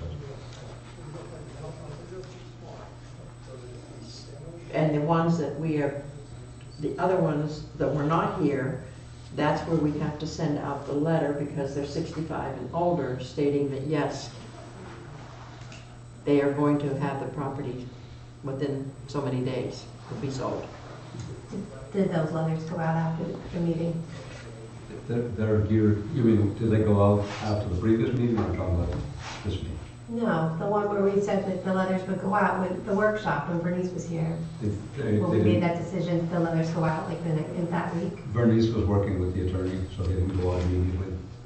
And the attorney has clarified that the letters are going out. We had to get clarification from the attorney because I met with Bernice last week while John was on vacation and went through this. We had to get clarification from the attorney. And once we got that, now they will be going out probably this week or the beginning of next week. When we look for our next town manager, we should find one who is an attorney, since we spend so much on attorneys. Well, I'm not gonna get one for under 100, that's for sure. That's for sure. But let's go back to these abatements, Well, please. yes, I 3 out of the 4 of these, Scott Connors, Gilbert Rhines, and Carol Jones, the map and lot numbers are the same for the tax collector and for the assessor's agent, but they both recommend different numbers. Bernice will be around tomorrow.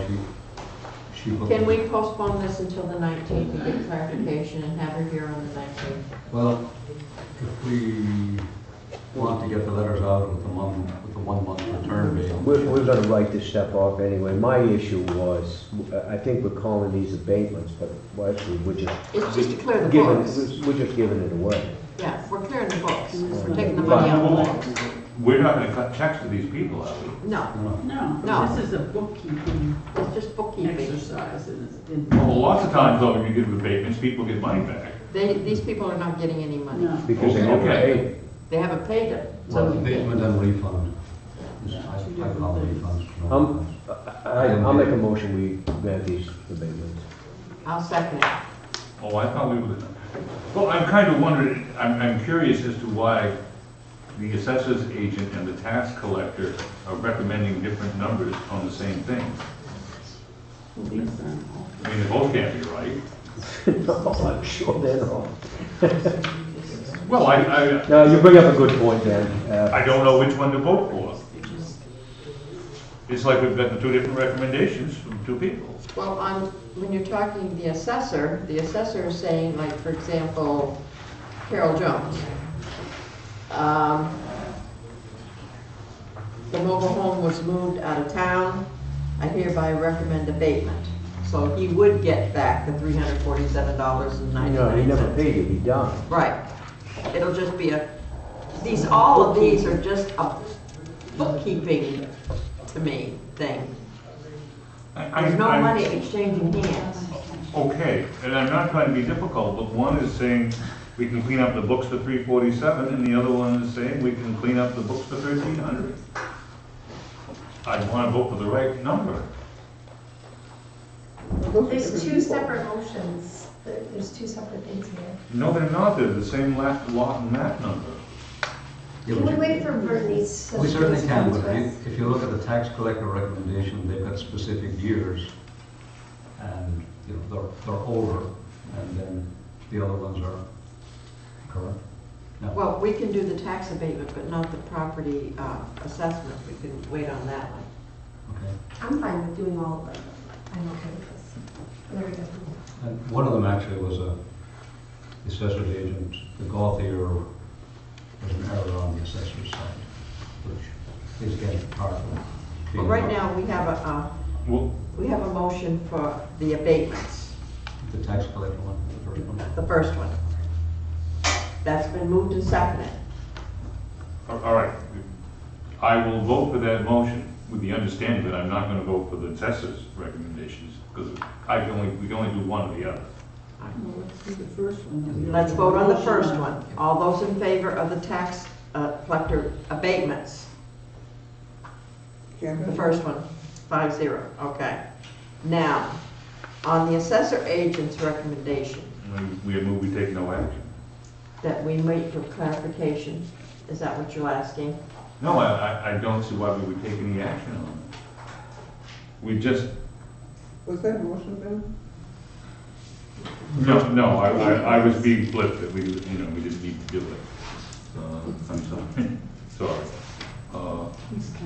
But like I see under Scott Connors, map R01, lot 035-CO2, we just debated it to 1,300.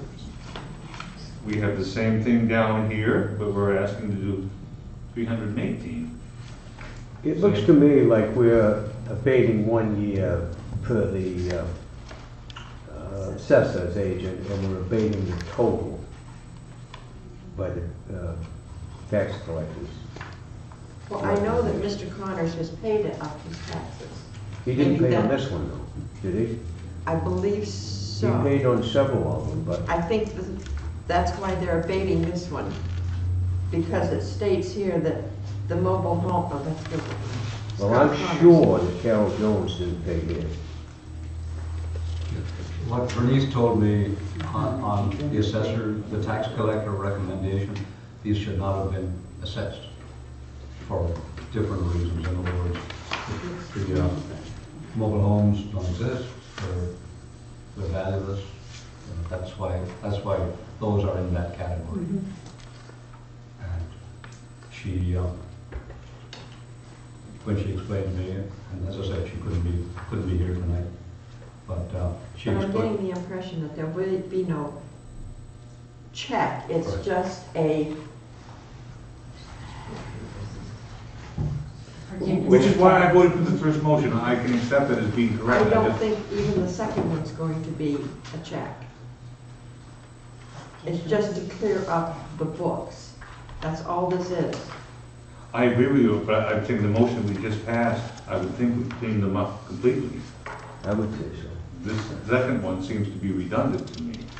Unless it's two different. I mean, just taking the first one to approve the abatement of Carol Jones, $347.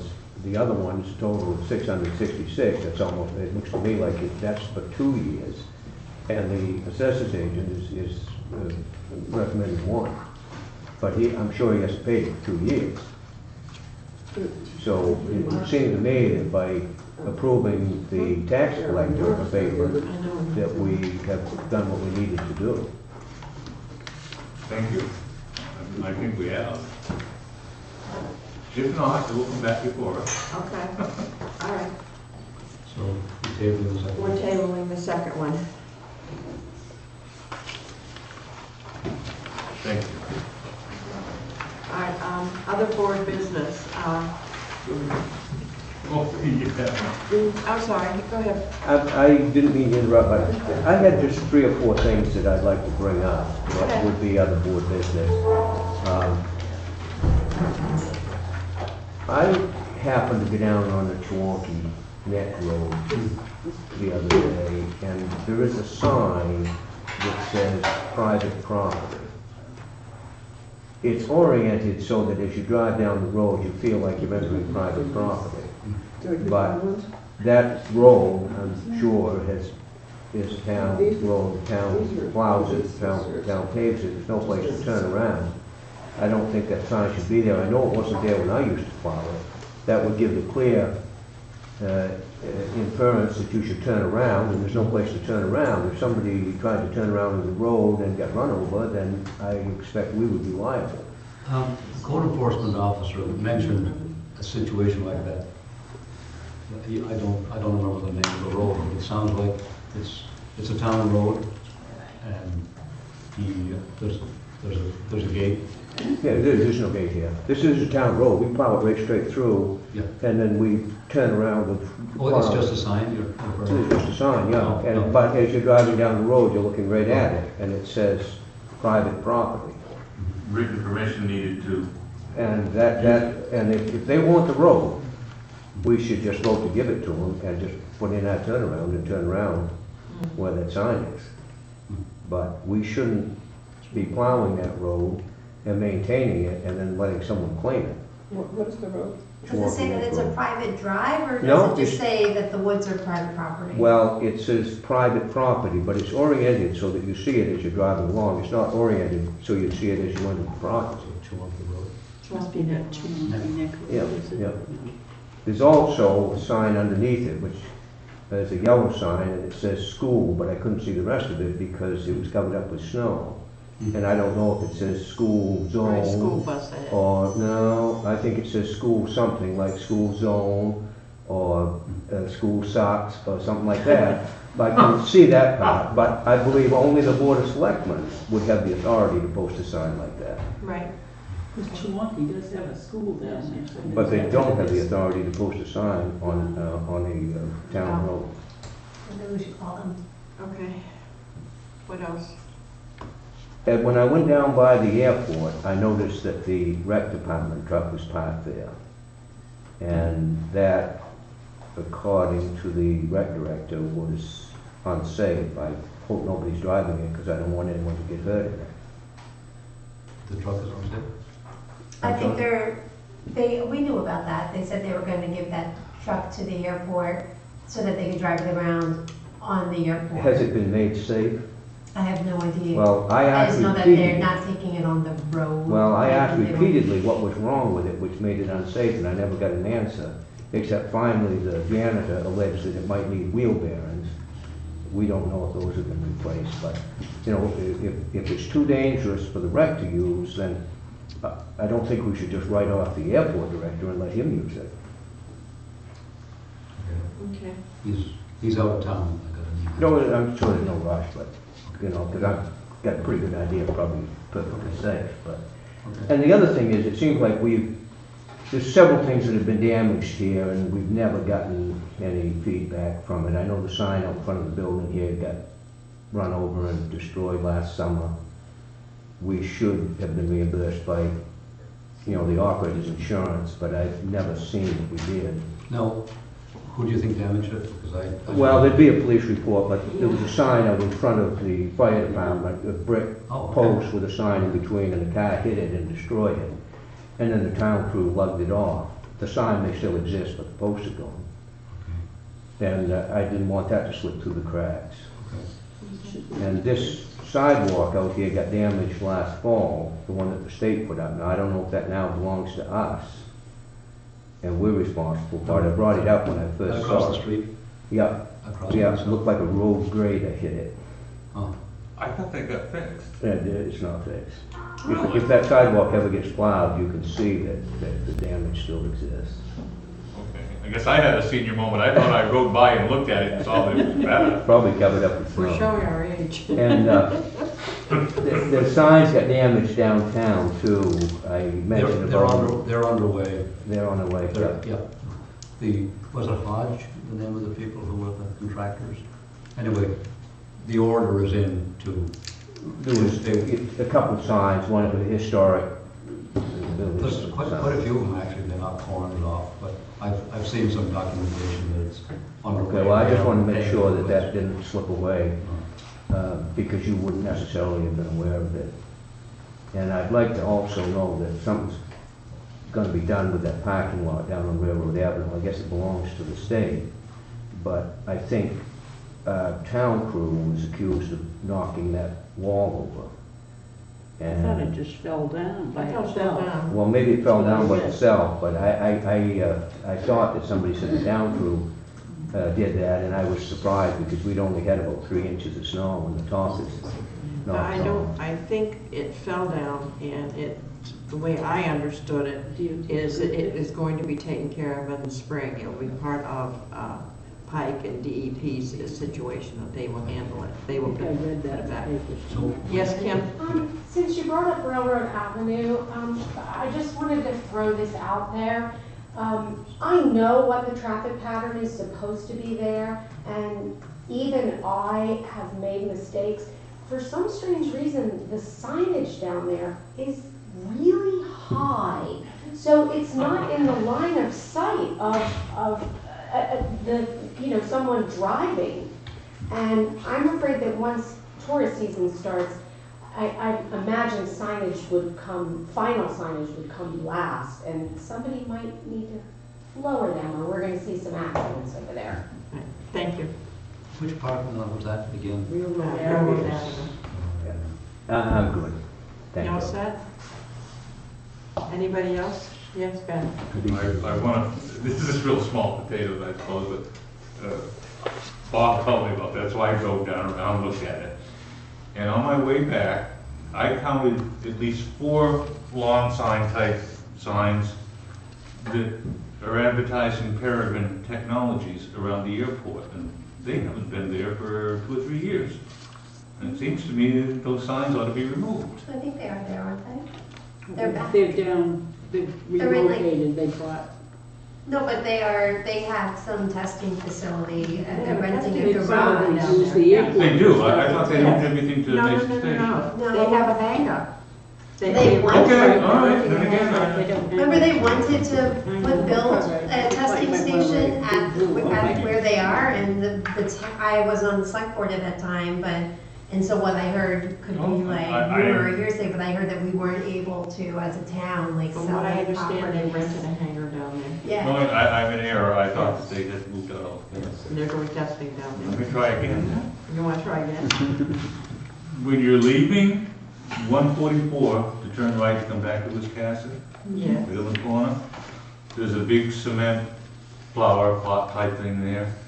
Right next to it, there is a wooden two-sided sign, 4x8 plywood sign, that was put up like 5 years ago when the Flying Texas or whatever It's came supposed to say through. Wiscasset Airport, is it not? Half of it's gone. Hmm? Half of that airport sign is gone. But it's been bare now for 5 years, and it's probably good for firewood at this point, but it's just an eyesore. If it was being used, it would be one thing, So but it's it kind of is. like a sandwich board thing, isn't it? No, it's a 4x8 plywood, both sides, just sitting there weathering for the past 5 years. It doesn't, didn't it at one time say Wiscasset Airport or something? No, they put it up for the Texas Flying When they had whatever. that thing in the summer, I remember Yeah. that. And they used it for that, but after that, it's been empty for 5 years, and why not pull it up and improve the looks of the town? Okay. You're very observant, Ben. I'm gonna send you down another road next week. The road of the week. No, thank you. Okay, I is rode that, down there and I expected to get a ticket or something from is that it for other business? Okay, we need to go into executive session to discuss a personnel matter. I'm gonna make a motion to. Will there be a vote after the? No, there will be not. There will be not a vote. Madam, I'll second the motion so we can discuss it. I second the motion. All right. All those in favor? Look, come on, that's not disgusting. No, you could vote on it and but you don't, Well, deal. Were you going to discuss if we go into executive session? Is that what it is? Just wait and listen to me. Alright. Is the reason we're going in is this? Ask John. Yes. Okay, I read this over and, Wait, did you read this over? nope. This was not in my email. So if I don't get an email, I don't see it. No, it was in my, So Yeah. nobody could have read it over if they arrived here at 10 to 6. Like I opened it, I looked at it, but I haven't read it thoroughly. okay, I don't see where it rises to the level of executive session. The town manager, can you explain that? Yeah. Basically, we're discussing applications for, We received a proposal from a gentleman Oh, that's, I mean, well, that was in here. yeah, it was in there just as background, it's not, it's not the, Informational. it's not the Just prime, it's not the information. primary reason we're going in. However, it's something that overlaps with some conversations the board has made in the past. And that's why it's there, just so So you're let's aware. just vote on the motion and go into it and be out of it and we can time it all. That's a good idea. Well, it is if it is executive session material, and, you know, I don't think that it is. I mean, we've made a decision, you made a decision on one of them. Yeah, but I usually get it confirmed by the board or something like that. Now, if you want me to just. Well, go ahead okay, and- we I can- go ahead and we can- announce my decision, but I, We've never, We announced last week that John appointed an interim town road commissioner. right, Whether or not we want to combine the transfer station and the highway department, we've discussed publicly numerous times. correct. And those are basically the two things that are here before us. correct. If that's what we're discussing, then I don't understand why it would be executive session. I can see where you're going because of the fact that it's always been the past that the town manager has done the hiring Okay, well, and that's it.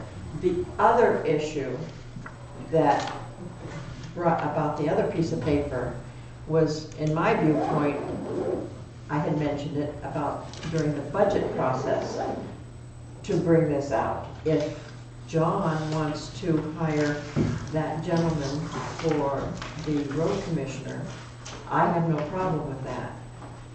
But when it comes to down the road during the budget season, I do hope that the board will consider combining the two and offering that position to someone. I'm not gonna say who, but someone. I agree with every bit of that. Because we don't have the money right now for that combined Well, that was position. the general consensus that we came to before, wasn't it? Right, that's what I thought. We would settle whatever in the budget process and then it'll go before the townspeople. But then somebody had, Somebody put in a recommendation, and I would encourage the manager to write a nice letter and thank the person putting it in, and we'll take it under advisement.